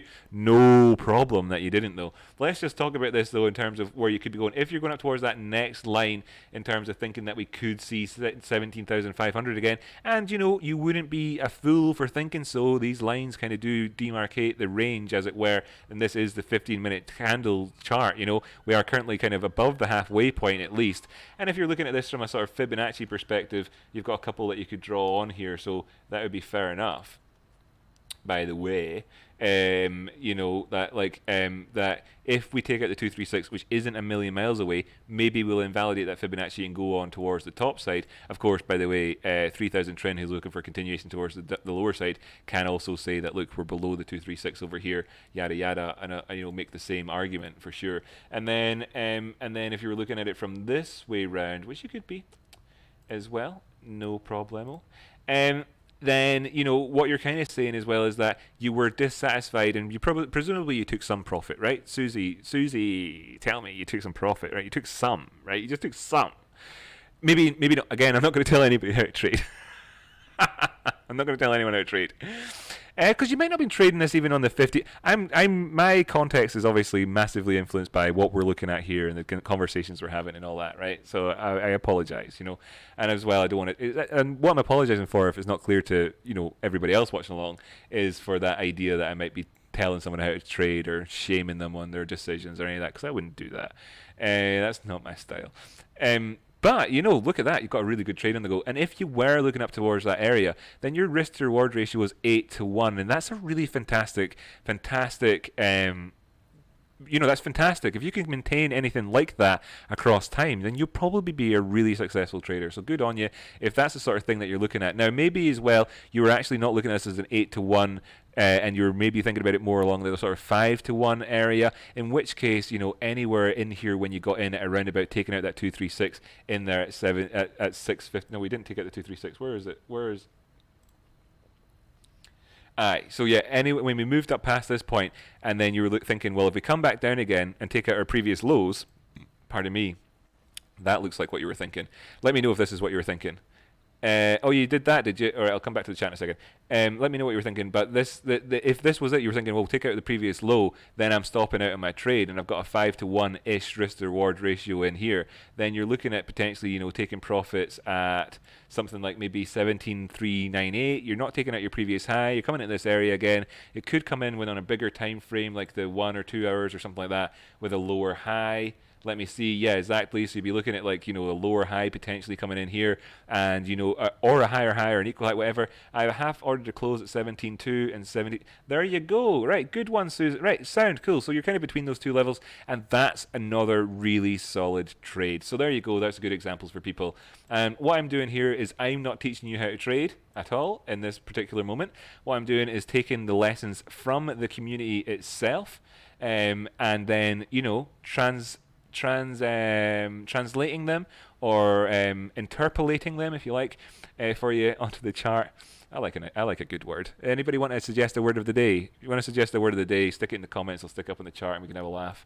I like a good word. And then you've also got this other idea, like what TradeSpot was saying, how he could see both of these trades working out. So what would we say here? Susan's talking about how she's got a stop in at 16,750. So 16,750 is around about a stop. If that were to happen, then you'd have still made, in terms of profit and your trade, you'd have still made 1%. Okay, not to be sniffed at. That's totally fine. And then as well, meanwhile, 3,000 trin would be sat in 2% profit. These are both winners. Yeah, I agree with TradeSpot, and I could see them both working out. Obviously, I can see them both failing too. I mean, like whatever, but whatever. Good one. Thanks for contributing, TradeSpot, and thanks for telling me your position, Susan, and being able to put that on there and talk about the ideas behind what you maybe did. I think that will have really benefited a lot of people watching along. 3,000 trin in the meantime said maybe 15,300 or so at the most. Maybe just a typical $800 drop. Right. Yeah. So, yes, word of the day, negligent. It is when I absent-mindedly absent the door in my nightgown. Negligent. Here we go. I'm putting that in as the word of the day. I said it. I'm doing it. Going up to 24-hour time frame so we can fit the word of the day on here. Is this the chart that I put in... I think it was on the other one that I put the targets on, so I'm just going to jump back over there.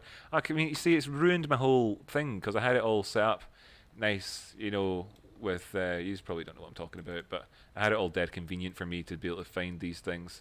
Now I can't. So you can imagine when he saw me struggling before, and there's me thinking it was dead convenient, how things must be really bad now if you struggled so much when it's convenient. Yeah, where do we want to put the word of the day? I'll put the word of the day over here on this chart here, where we have that wedge with the measured move that took us up towards the top side. That's because this is like kind of remains like a classic chart for us in a lot of ways, and we'll stick that chat in there. The word of the day, everybody, is negligent. If you say it like you're French, though, get Etienne to come along here. Etienne, say this word for me. Parle set. I can't remember. Say this word for me. Etienne. Negligent. What does that mean? It is when I absentmindedly open the thingy in my nightgown. That's hilarious. Cool. I'm going to leave your spelling mistakes in there as well. I don't really care about spelling mistakes. I'm not one to judge. So we see the current prices, by the way, are in there at 17,127. Actually kind of roaring up towards that profit-taking target. That Susie... I'm so sorry. If you don't like the name, you're going to have to tell me, but you've not said it so far, so I'm going to assume that you're okay with it. But I shouldn't just give people nicknames. But that's a nickname that anyway, that's where we're finding ourselves now. Up there at 17,000, we're quite close to the profit-taking target she had there at 17,200. In fact, on the 24-hour time frame, we're within spitting distance of it. You know, it's really just like a matter. It's like nothing to get there. We could go anywhere. Right now, it's worth remembering that this puts us within touching distance of the 236 to invalidate this for an potential upside movement if we were to be so lucky. I should be so lucky. I wonder why I've got two. That was Kylie Minogue, for anybody who's like just can't wait to get that on their Spotify playlist. I wonder what this one here is, because I have two drawn in, but they're not lining up properly. They're going different directions. That's what it is. Or no, they're not. Who cares? I tell you what, I'm gonna get rid of one of them because it's in my face. Yo, remove. Yeah, they were just from different positions is all. That was coming up close to that 236 of the one that I just ditched. But of course, you know, that was from the smaller term time frame, and we had that on the charts, I suppose, before, and we were talking about things a lot more zoomed in. Anyway, but over here you can see that if we did drop down, the sort of the 236 is in there at 15,888. You don't necessarily need to get particularly bearish on this right now. We don't have anything in terms of trending action to go on the go, because, like I say, trends are, of course, we'd need to see something like this to be able to say that there's a trend or whatever. Currently all we've got is this, and this just kind of goes along with this idea. So this is you know, are we going here, are we going here? And that's the basic point that any sort of moron could do on their chart. So glad you tuned in for that, Gem, right? Yeah, anyway, cool. Back over to the chat. How are you doing? I'll set this back down in the 5 minutes again, and then I am going to have to wrap up. I mean, realistically, chappies and chapettes, it's now, what time is it now? What time is it? 20 to 12. Yeah, we've done another sort of 20 minutes since the last time I actually looked at the time, so we're getting towards that point. Look at that, moving up towards here. Should we actually just see, like, reminder to people, maybe perhaps to Susan, although no, actually I can't do that. I can't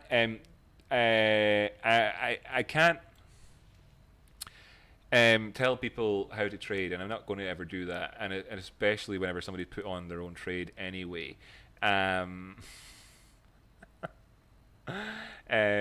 Yeah, pontificate. I'm sorry, pontificate. That would be a good one. In fact, you could just be like, I could just put that as the title of this video.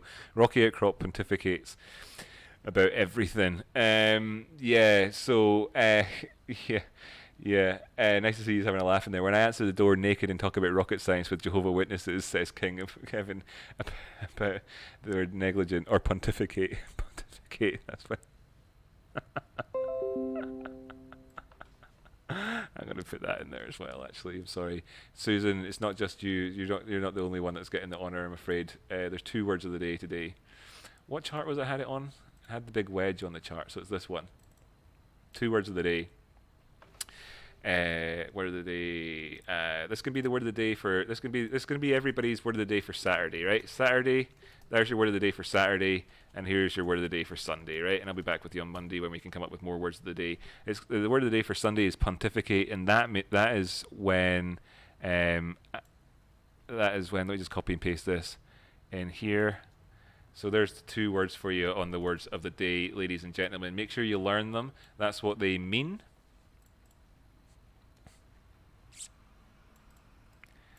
Aye, que grande. When I'm just actually going to fix up your typing here. Sorry, Susan. I know, fix your spelling mistake and everything that time. Right, sound. Two words for everybody. And then I'm going back for the chat, and then I'm going to kind of say goodbye. Maybe even open up the end screen video or whatever scene thing. There's our words of the day. I hope you all love your words of the day. I like it. Cool, right. I invited one in for tea a few years ago, and she came back every week for a year. Oh, well, there you go. That's what you get. Rocky, did you know Viagra is the best for sunburn? Doesn't help with the burn, but it keeps the sheet off my legs.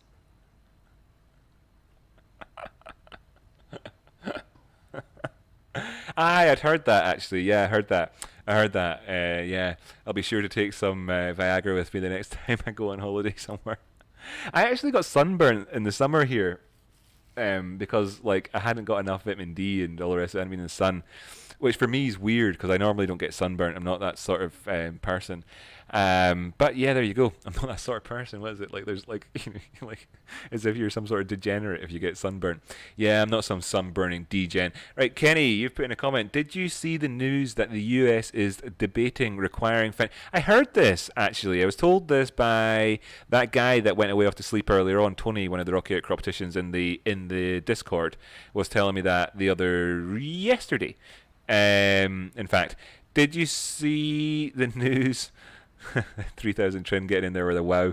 Yeah, did you see the news that the US is debating requiring financial institutions to verify the owner of self-hosted wallets before a withdrawal could be sent to self-hosted wallets? Wow. I mean, that is crazy.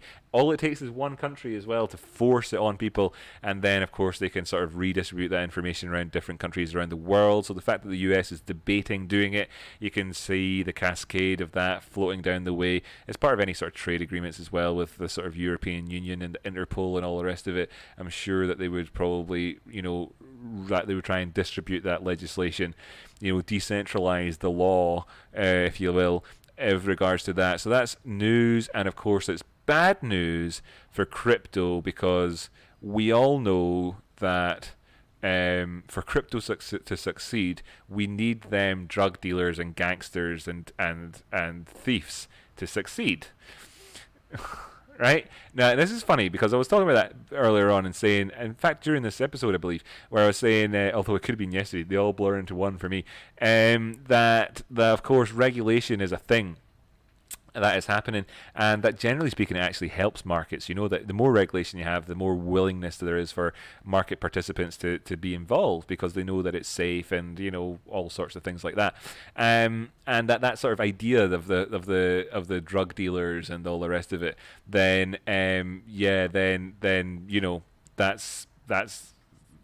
that's that whole side of things. Whatever. Anyway, cool. Whatever. Right. Cool. But we need regulation on the one hand. On the other hand, we all want it to be a sort of free space, and we have to find out where we can kind of lie in between there. And when we find out where we can be, where the rules are going to exist, it means you can layer in laws, which means you can layer in tax layers, which means you can layer in infrastructure layers, which means you can generate 3 or 4 links on a value chain, which means that you can then tax that whole process and tax the industry and whatever else. So that's just like one little start of it, and of course it's bad for all of us, but it's good for the environment, which means it's actually good for all of us in the long run as well. So it's a bit of a hard one, but BTC has no boss. Exactly, that's the end of the day. At the end of the day, all it takes is for if it's on an exchange that's there, it's theirs, right? And it's not your keys, it's not your Bitcoin, essentially, right? And all that sort of stuff. But if you've got it in your wallet or whatever, there's nothing they can really, really do at the minute, which is why, in a sense, regulation isn't actually a bad thing, because it just kind of takes out some bad actors, and it still leaves that freedom that you're looking for that you currently don't have when you think about things like if you want to leave the United States for, really, the other day there was, not the other day, but maybe a month ago, there was a guy arrested who'd swallowed, what was it, something like 9 kilograms of gold, or whatever, and he was going between 2 different countries because there's tax laws in India for gold, mean that there's such a big margin to be made by smuggling in gold that if you get on a plane somewhere else with just gold you bought out of a shop, fly over to India, that your instant profits are guaranteed there for folk, and that's a big thing that people are doing. Anyway, the guy was arrested with tons of it. That's not the world that you have with Bitcoin, where you ain't putting somebody on a plane with condoms filled with gold. You suppose you wouldn't put them in a condom, would you? I don't know how they got them in there. Did he just put him up his bum? I don't know. I didn't look into the story at the time, as you can tell. Anyway, yeah, cool. Back over to the chats. What have we got here? We have Thank you. I'll be here all night, says Kevin there with his jokes. Good stuff. Wonder how that would work. Was Susan Warner was talking about there with regards to, I suppose, the bureaucracy and control for no benefit to us, really, indeed. That's why you have to find the balance. You have to find the balance, and of course, it rarely is any direct benefit to us. It's just a benefit. Well, whatever. What the US is not anticipating is that crypto investors more savvy than they think. Get a ledger, wallet, and a VPN and negate their regulations. I have to say that you're probably onto something there. That we're not talking about your average casual investor. I mean, the fact that you're able to buy it in the first place means that you know enough about something to take you to some point where maybe you might be able to exploit some little rules or whatever. Sure. Of course, I don't know what any of them would be. Oh, yeah, in yesterday's video, I went to NordVPN's website and was going to sign up for an affiliate thing. I actually forgot to do that. I should do that. And then I can say, sponsored by NordVPN, like you see everybody else on YouTube. Then I could also say, and sponsored by ExpressVPN, and every other VPN that's got affiliate codes out there, just use mine, who cares, or whatever. I guess maybe NordVPN actually give you videos, though, and actually pay you to make the videos. That's what I want. If anybody knows out there knows a sponsor, get them in touch with me. I want them to be sponsoring me to be doing what I'd be doing anyway. I love talking to you. Can't get enough of it. Somebody wants to pay me to do it, then I'll just say yes. It would mean essentially every exchange would require KYC, says Kenny Flatton. Everyone buying and selling crypto would need to be identified. Doesn't really apply to transfer between individuals, I don't think. Yeah, what you're talking about there is really at source. I mean, that's the best that the governments and legislators can really hope for, is like, well, where's the source of where a lot of people are getting this? Coinbase, Gemini, 2 US-based exchanges, for instance. Make them do it. That's a big chunk of the market taken care of. Then you've also got other places, Kraken, for instance, whatever. That's another one. So, was Kraken? Is Kraken the UK? I don't know. It's another sort of developed nation, so to speak. Yeah, Trade Spotting says you can't leave the UK with over £10,000 or dollars in cash. Yeah, no, you can't. It's messed up, isn't it? Same in the US, says Kevin. I heard they want to lower that amount. They want to lower it? They want to lower it? They want to lower it and money printer goes burr sort of thing. They want to lower that amount of money. Really? It's not within their interest to just like leave it be for now. They want to lower it. Ugh. There's rich people out there who go on holiday and they spend. Well, I suppose they don't take it in cash, do they? It's the cash thing. It's all about cash. Yeah.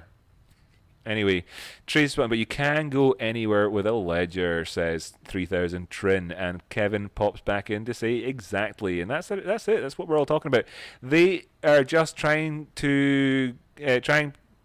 people who are spending their Bitcoin and pizza. They're trying to get people who are spending their Bitcoin and pizza. Trying to nab people. Yeah, I wonder. Buy off. Hey, buy off, says Kevin. Right, cool. That naturally leads us towards the point where I can start to kind of wind down, right? Can kind of start to wind down. I want to say to everybody who has tuned in here, first off, hit that like button. Really do appreciate it. But I tell you what I appreciate, and I want to hit your like button. I'm going to hit your like button. Pop. Yeah, that's a like on you. Thing. Or whatever. Is that more Facebook than YouTube? That's Facebook, right? Anyway. Like to all of yous, thank you so much. Hit like. Thank you for having come along here. I do appreciate it.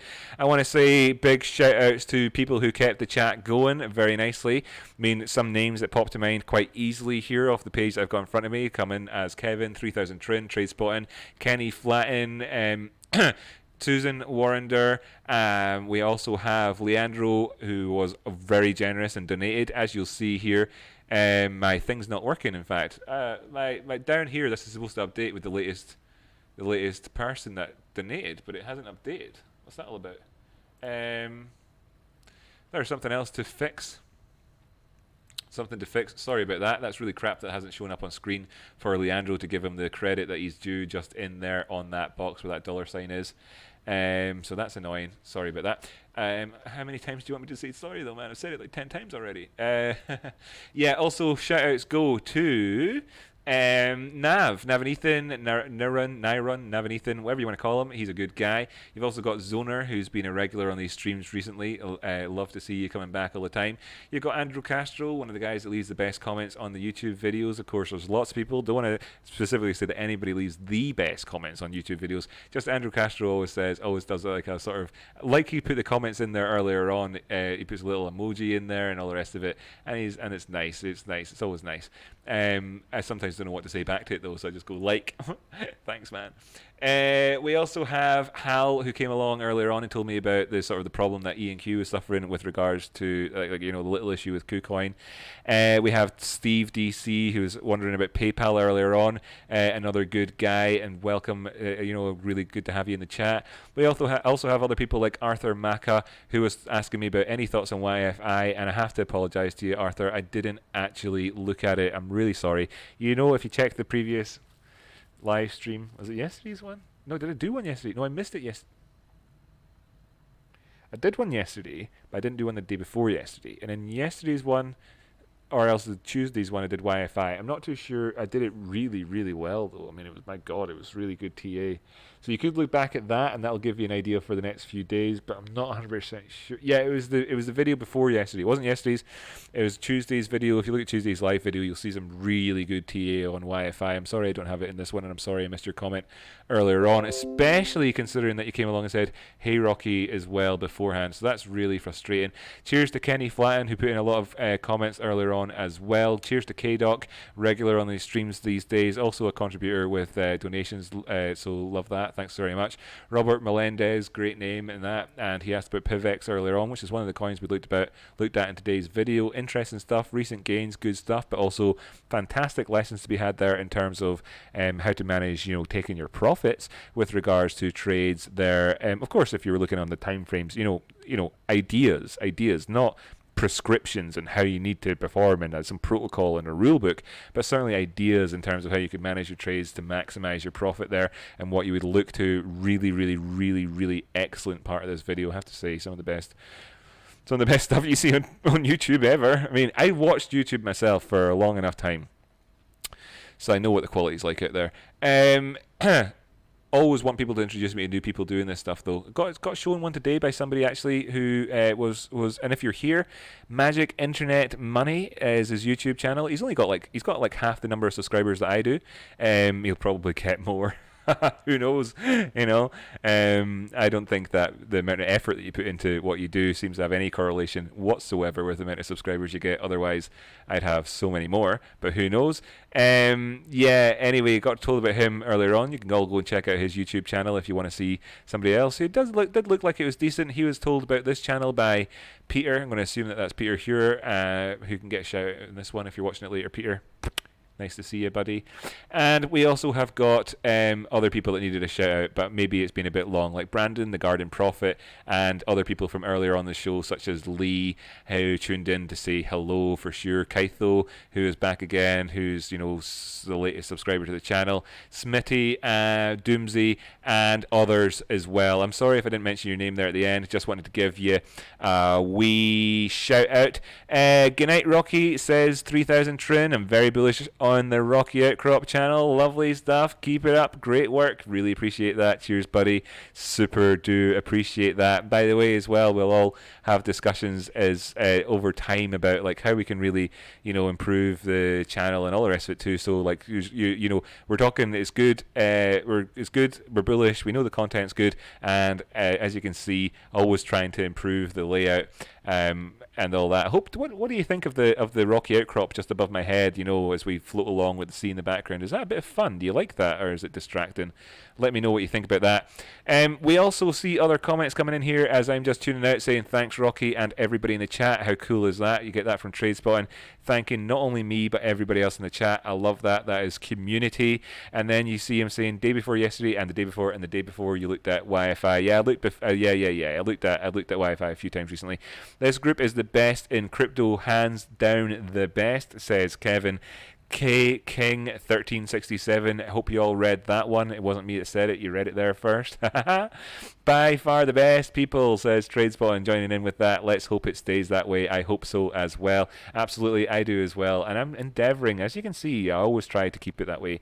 And you know, I'll always take the time to say thank you to people who are willing to come along here and share their time with me. Time is valuable, life is short and sweet and beautiful. Let's make the most out of it, and we'll do that by, of course, subscribing to this channel and getting the best technical analysis that we can get. Thank you so much for tuning in today, everybody. I really do appreciate it. I'm going to tune out now, but as I tune out, I'm going to flick this screen over to just having the chart up and a bit of writing on there to say what we looked at in the stream or whatever, when the next stream's going to be on. Yeah, no, I'll just say when's the next stream's going to be on, so that people who tune in kind of, you know, right at the very death at least get to see that, you know, what the chat is. And I'll leave it for 10 minutes and then I'll end the actual stream for good. So I will be reading the chat, by the way. If you're still here and you want to say anything to me, I will still be reading that. Thanks you so much for tuning in, and if you like, let's go check out how many